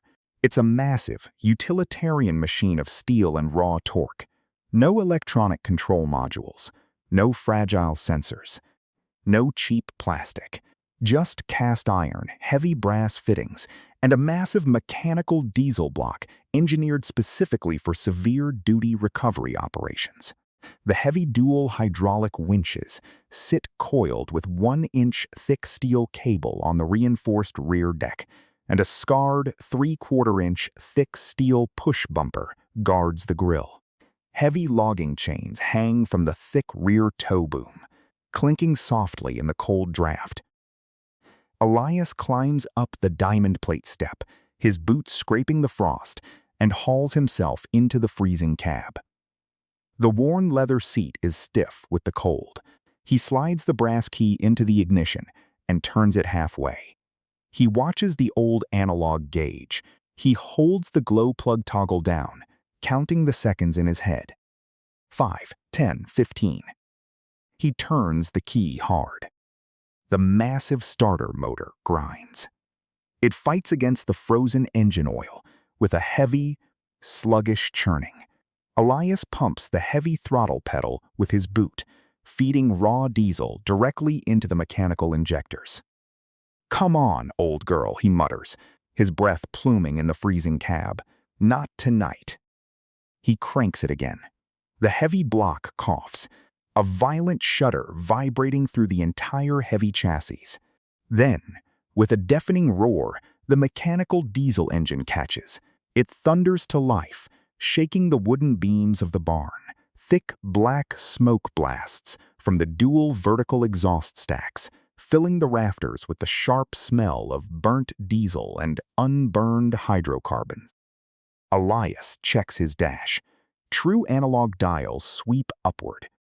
Air pressure rises steadily. The air pressure builds rapidly. The authentic, solid brass relay valves and sub-zero alcohol injectors functioning flawlessly, keeping the pneumatic lines completely free of ice. The heavy air governor kicks off at exactly 135 psi with a sharp, authoritative hiss. He reaches up to the overhead metal console and flips a row of heavy toggle switches. Outside, the dark barn is suddenly bathed in an aggressive, strobing wash of amber warning lights. The heavy rotating light bars on the roof of the wrecker slice through the blizzard, throwing wild, sweeping shadows against the weathered wooden walls. Elias grabs the heavy steel shifter, his gloved hand wrapping around the worn knob, and shoves the transmission into first gear. He eases off the heavy clutch pedal. The massive drive tires bite into the dirt floor. Ironclad rolls forward, bursting out of the barn and plunging directly into the raging storm. Elias grips the enormous steering wheel, his jaw set like stone.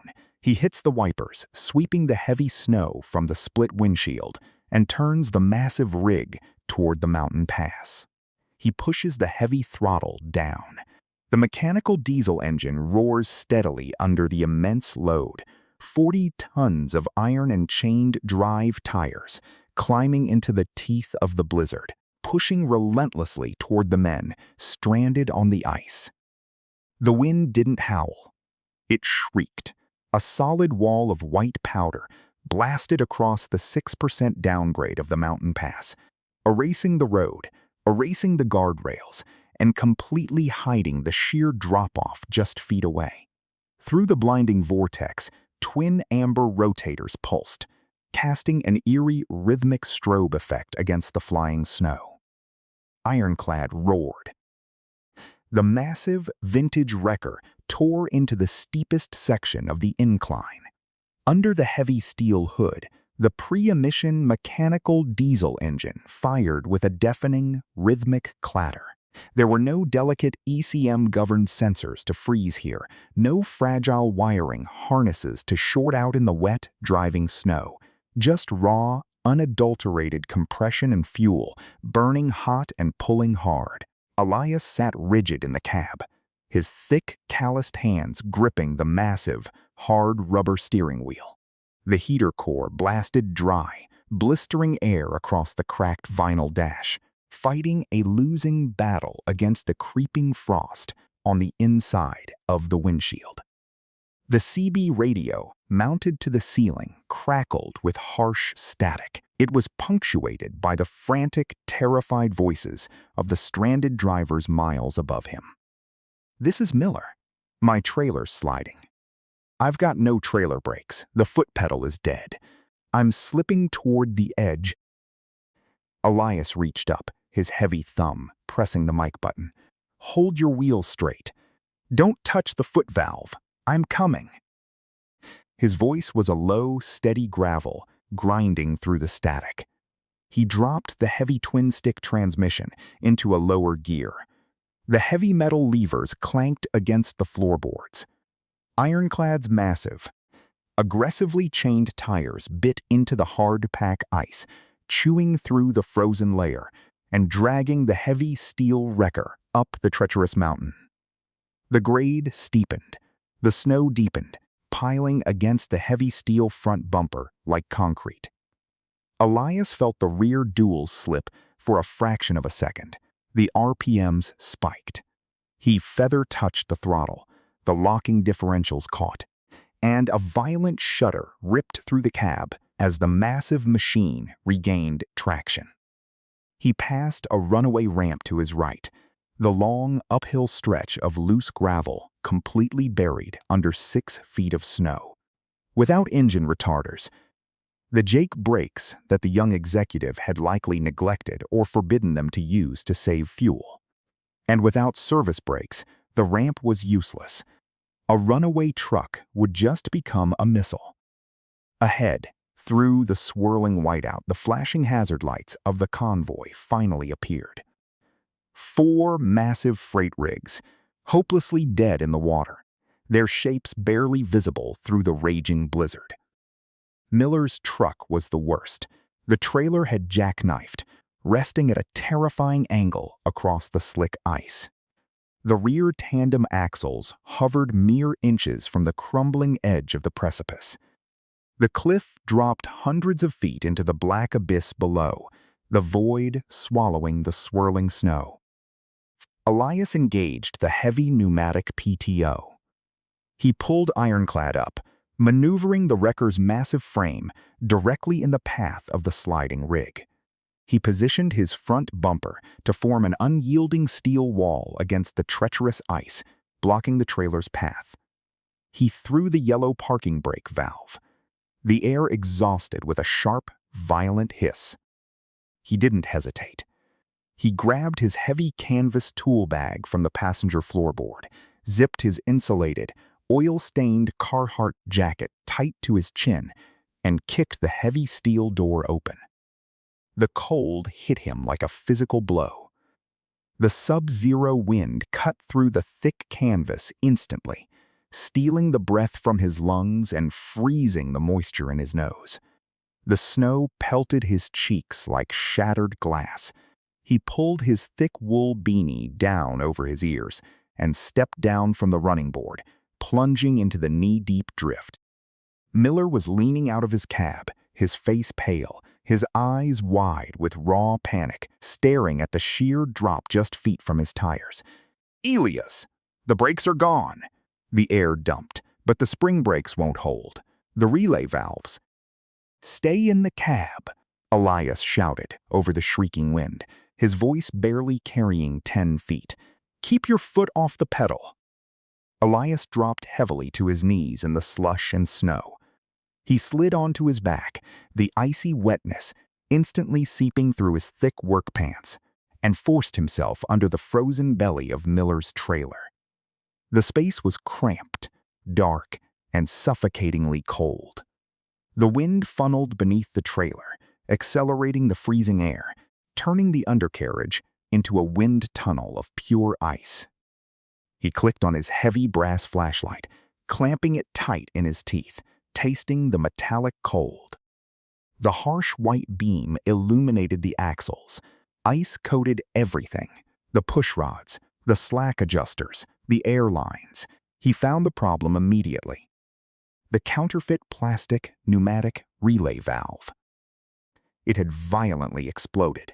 The cheap, substandard plastic casing had shattered like fragile glass under the extreme cold and the intense 120 psi system pressure. Jagged shards of black plastic hung from the twisted red and blue air lines. Without the relay valve, the emergency spring brakes couldn't receive the proper air signal to engage fully, and the service brakes were completely dead. The young executive's brilliant cost-saving measure was currently dangling by a frozen thread, leaving 80,000 pounds of steel and freight inches from sliding over the cliff. Elias spat the flashlight into his heavy insulated glove. He unzipped the frozen zipper of the canvas bag with a sharp yank. He dug past his wrenches and pulled out a heavy, genuine Bendix brass OEM relay valve. The solid metal weighed heavy and reassuring in his palm. He stripped off his thick outer gloves, leaving only thin, oil-soaked mechanics liners. Bare flesh against the sub-zero steel would stick and tear, but he needed absolute dexterity to thread the fittings. His fingers ached instantly, the cold burning deep into his joints, and finally went completely numb as he wrestled with the frozen glad hand seals and the shattered plastic threads. He used a heavy crescent wrench to snap the remaining plastic housing off the mounting bracket, the cheap material cracking easily. He lined up the thick brass threads of the new OEM fitting. "Come on," he muttered, his breath pluming thick in the freezing air, coating his beard in white frost. He tightened the brass fittings, his muscles straining against the awkward angle, torquing them down until the heavy metal seated perfectly against the brackets.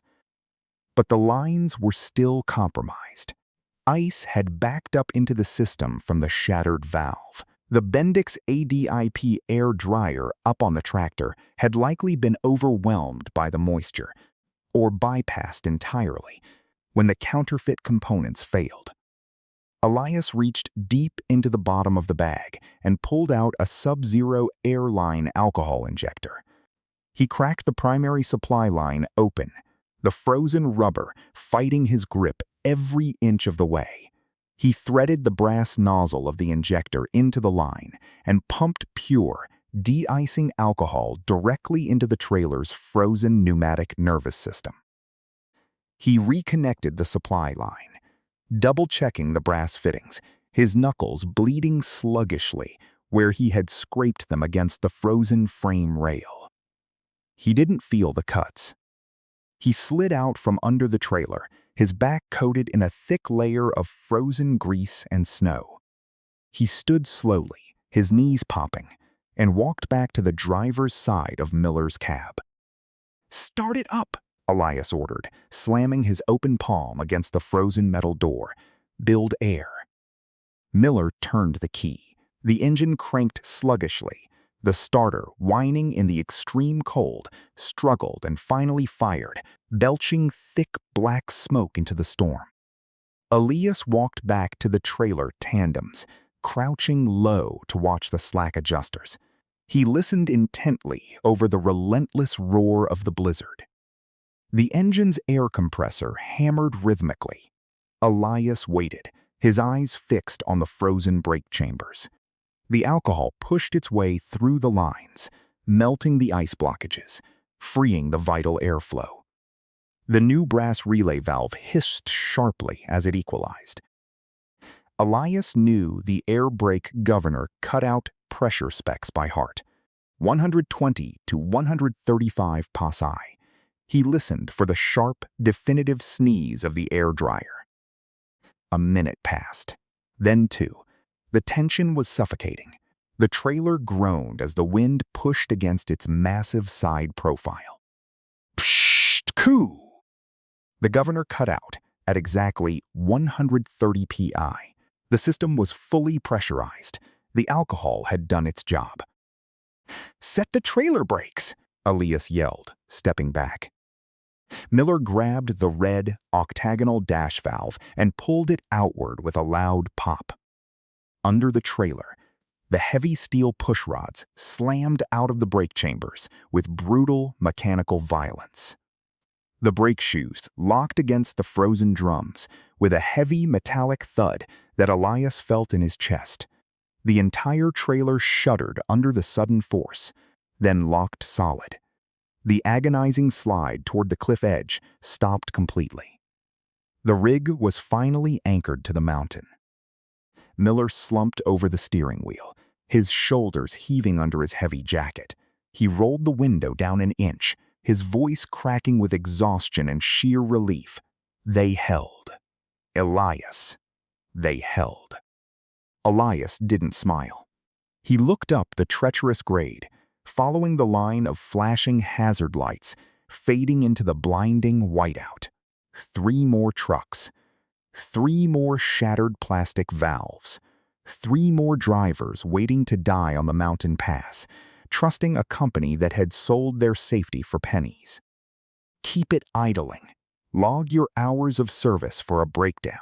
If DT hits you at the way station, show them the plastic shards, Elias said, his voice flat and hard. Don't move until the plows come through. He turned his back on Miller's rig, hoisting the heavy canvas bag over his shoulder. He pulled his collar up and began trudging through the knee-deep snow toward the next set of headlights. The wind screamed against him, threatening to push him over, but Elias didn't break his stride. The mountain was unforgiving, but so was he. The wind whipped across the mountain pass, a blinding wall of white on the icy 6% downgrade. Elias trudged past Miller's stabilized rig, his heavy boots crunching through the knee-deep drifts, the sub-zero air burning his lungs. Ahead sat the largest truck in the stranded convoy, a 70-ton flatbed hauling 3 towering spools of coiled steel. It had jackknifed near the edge of a steep drop, the trailer's rear duals resting precariously close to the soft shoulder. Inside the cab, the driver, a young man named Jackson, was shivering, gripping the steering wheel of a dead machine. The plastic pneumatic relay valves underneath had cracked hours ago, dumping all air pressure and locking the brakes solid to the drums. Elias climbed the icy steps and opened the door. Jackson looked at him, pale and profoundly exhausted. "We can't move," Jackson stated, his voice tight, his breath pluming in the freezing cabin. "Brakes are frozen. Lines are blown." Elias gave a single firm nod. "I'll hook you up." Elias backed his vintage wrecker up the slope. The old mechanical diesel engine idled steadily, unaffected by the freezing temperatures that had caused sensor faults in the modern trucks. He dragged his heavy steel chains through the snow, securing the massive tow cables to the reinforced front bumper of the crippled flatbed.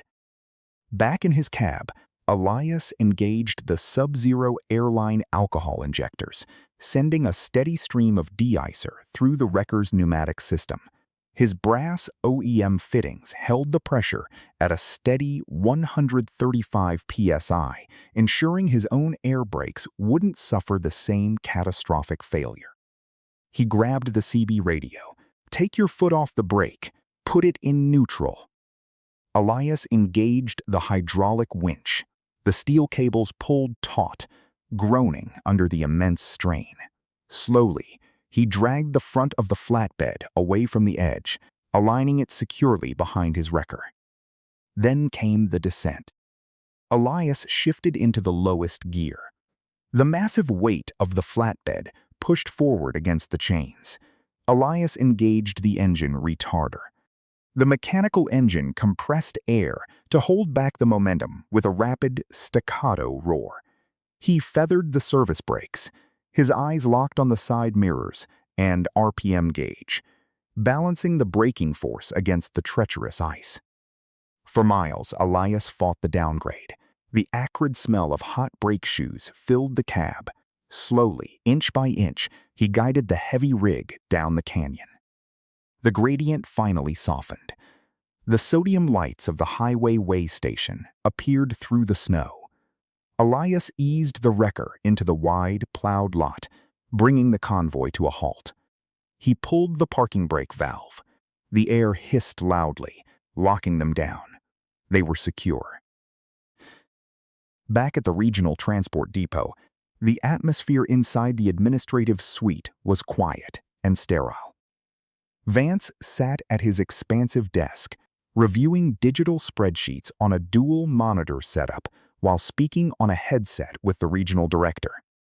"The margins this quarter reflect the new purchasing directives," Vance said, his tone measured and analytical. "We transitioned to composite plastic fittings across the fleet and integrated the automated routing software. It allowed us to maintain dispatch schedules despite the weather warnings. Overall efficiency metrics are up." The door to Vance's office opened with a quiet click. His administrative assistant stepped in, looking unsettled. "Excuse me, Mr. Vance," she said softly. "There are state officials here." Before Vance could respond, 2 state troopers and 3 Department of Transportation investigators walked calmly into the room. They wore standard duty uniforms and high-visibility vests over their jackets, their expressions strictly procedural. Behind them stood Elias and 2 of the fleet's drivers, still wearing their heavy, salt-stained winter gear, their faces drawn from the exhaustion of the mountain pass. Vance removed his headset, his brow furrowing in mild confusion. "Officers, If there's an issue with the convoy, dispatch handles route compliance. The lead DOT investigator stepped forward, holding a thick clipboard and several clear evidence bags. Mr. Vance, we're conducting an immediate inquiry into the mechanical failures of your fleet on the I-70 pass. The investigator placed the bags onto the desk. Inside were jagged pieces of cracked, black plastic. These are the pneumatic relay valves recovered from the disabled rigs. They failed catastrophically when the ambient temperature dropped. They aren't rated for sub-zero operation. Elias stepped forward calmly and set a stack of physical logbooks on the edge of the desk. These are the unedited driver hours, Elias stated, his voice flat. They document the overridden maintenance warnings. Vance stared at the items, maintaining his corporate composure, though his jaw tightened. Those parts meet our minimum purchasing requirements, and routing is handled by an automated algorithm. Any mechanical failure is an insurance matter. It ceased being a standard insurance matter when the weigh station inspections concluded, the DOT investigator replied, reading directly from his clipboard. We documented identical failures of non-compliant composite fittings on 3 separate vehicles. Furthermore, the automated maintenance server logs show that cold weather fault codes were manually cleared from this terminal without a physical inspection. Vance stood up slowly, gesturing to his monitors. I authorize budget parameters. I don't inspect the vehicles. You need to speak with the fleet mechanics. One of the state troopers stepped forward. His voice was calm and bureaucratic. Sir, we have sworn statements and digital logs indicating that the dispatch overrides were authorized directly from your workstation. We have a warrant to seize these servers.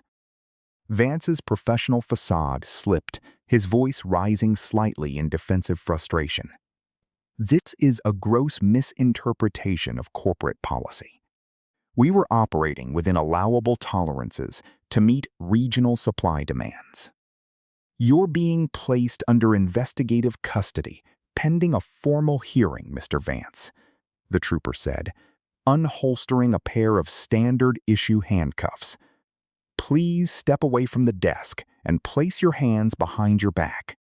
Vance hesitated, looking at the investigators, then at Elias and the drivers. The drivers said nothing. Their silent, exhausted presence was a stark contrast to the climate-controlled office. Realizing the severity of the situation and the futility of arguing with the authorities, Vance exhaled a tense breath, stepped around the desk, and complied. The handcuffs clicked into place with a quiet, metallic snap. The troopers escorted Vance out of the office. The DOT investigators immediately began cataloging the computer terminals and the logbooks on the desk. Elias watched them secure the room, then turned and walked out with the other drivers, the quiet hum of the office servers fading behind them. The red and blue lights of the state police cruisers cast long, rotating shadows across the slush-covered asphalt of the terminal yard.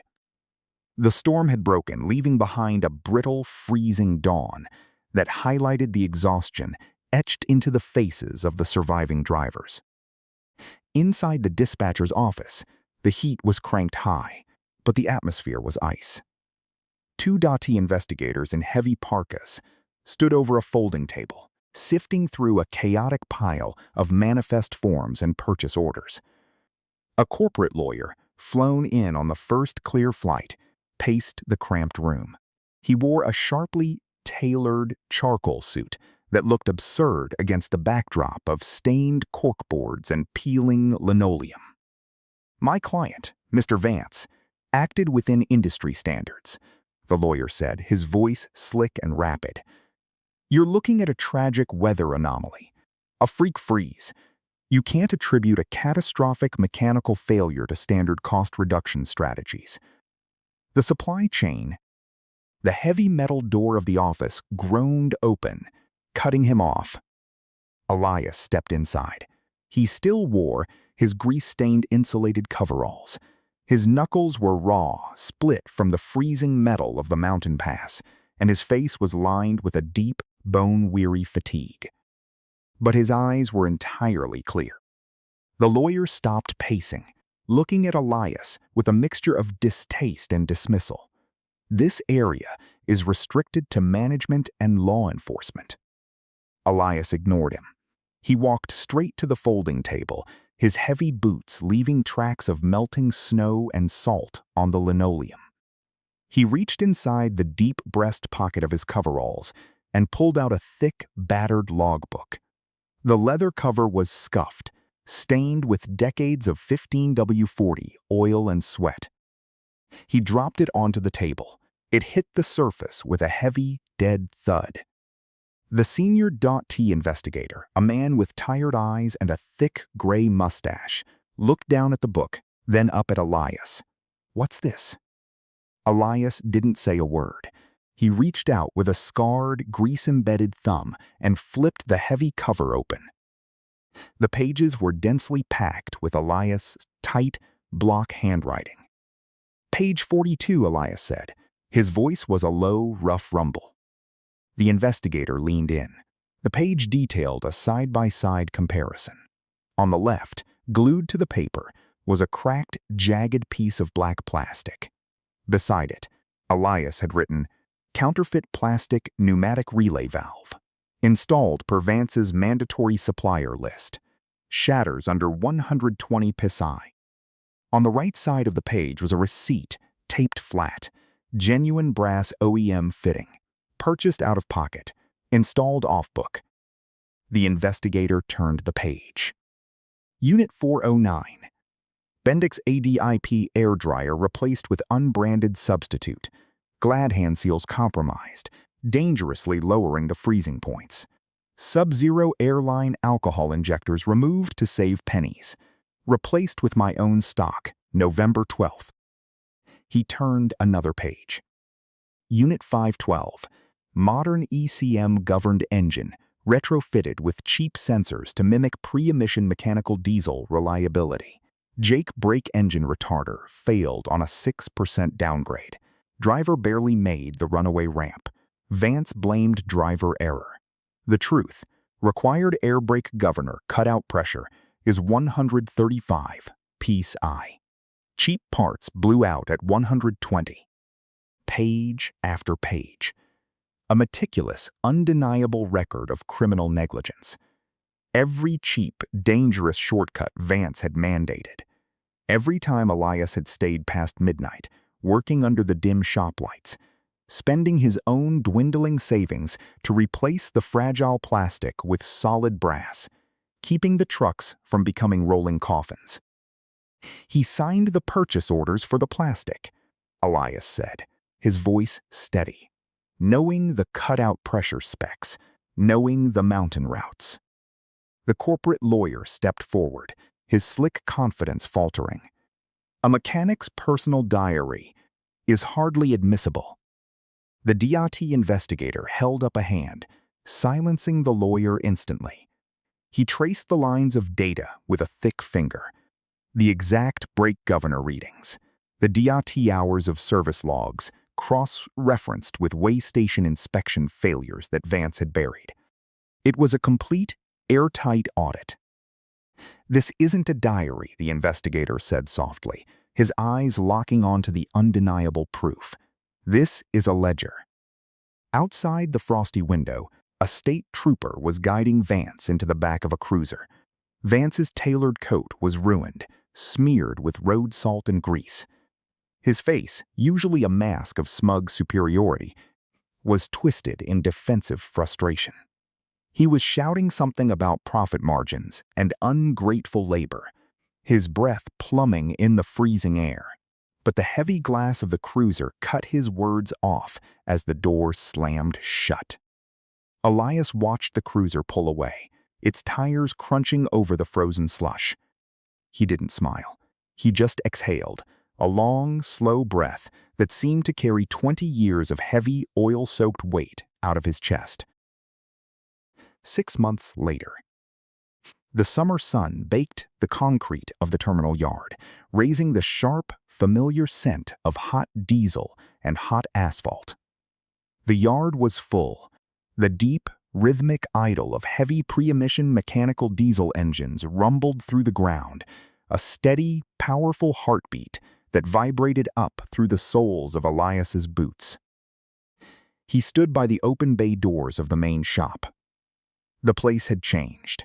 The dim, flickering fluorescent tubes were gone, replaced by bright industrial LEDs that illuminated every corner of the massive garage. The floors were scrubbed, the oil traps cleared. Above the main office door, a new brushed steel plaque read, "Elias Thorne, Vice President of Fleet Operations." He wasn't wearing a suit. He wore a clean, dark blue uniform shirt, his name embroidered over the pocket, tucked into heavy canvas work pants. His hands were clean, but the deep creases of grease would never fully wash out. They were the hands of a man who knew exactly what it took to keep 80,000 pounds of steel moving safely down a 6% grade. Inside the bay, a younger mechanic was threading a fitting onto the air tank of a newly rebuilt rig. Elias watched him for a moment, then walked over. "Hold up, kid," Elias said softly. The young mechanic stopped, looking up with immediate respect. "Something wrong, Mr. Thorne." Elias reached out and tapped the fitting the kid was installing. It pinged with the dull, solid sound of heavy metal, genuine OEM brass. "No," Elias said, "just checking the threads. Make sure you torque it to spec. No shortcuts." "Yes, sir, solid brass all the way." Elias nodded and stepped back. The shop hummed with focused, careful energy. No one was rushing.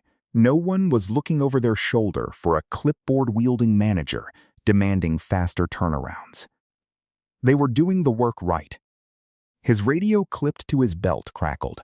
"Elias, line 2 for you. It's Sarah." Elias pulled the radio off his belt. "Copy that." He walked away from the noise of the impact wrenches, stepping into his office. It was sparsely furnished.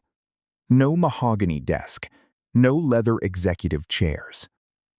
Just a solid steel desk, a dual-monitor setup showing the fleet's real-time diagnostics, and a wall covered in maintenance schedules. On the corner of the desk sat a heavy, polished brass relay valve, serving as a paperweight. He picked up the desk phone. "Hey." "Hey yourself."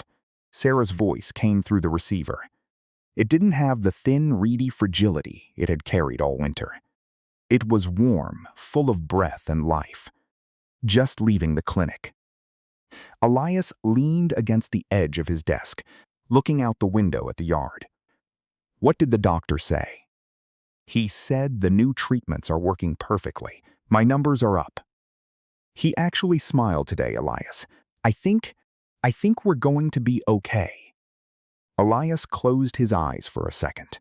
The deep, grinding anxiety that had lived in his gut for the past 2 years, the fear of losing her because he couldn't afford the care she needed, finally released its grip. The corporate insurance package that came with the VP title covered everything. The top-tier specialists, the experimental treatments, all of it. "That's good," Elias managed to say, his throat thick. "That's real good, Sarah." "Are you coming home on time tonight?" she asked, a teasing lilt in her voice. "Or are you still trying to rebuild every truck in the fleet by yourself?" "I've got a good crew now," Elias said, looking out at the mechanics working under the bright lights.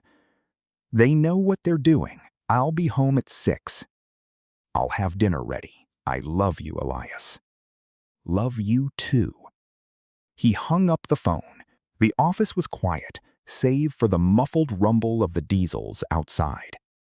Elias walked back out to the shop floor. He didn't stand in the office looking down at his men. He walked among the massive rigs, feeling the heat coming off the engine blocks, smelling the sharp tang of fresh oil and heavy grease. He stopped in front of his vintage wrecker, parked proudly in the designated lead bay. The heavy steel hook rested against the reinforced bumper. It had pulled them through the ice. It had pulled the truth out into the light. He reached out and ran his hand along the massive, scarred steel fender. The metal was warm under his palm. There was no more hiding the ledger. There were no more late nights buying parts in secret, bleeding his own life dry to cover the sins of a man who only saw numbers on a spreadsheet. Vance was gone, his career shattered, facing years in a federal penitentiary for criminal negligence. The trucks were safe. The drivers were safe. His wife was healing. Elias took a deep breath of the heavy, diesel-scented air. He picked up a clean rag from a workbench, wiped a microscopic smudge of grease off the wrecker's chrome grille, and got back to work.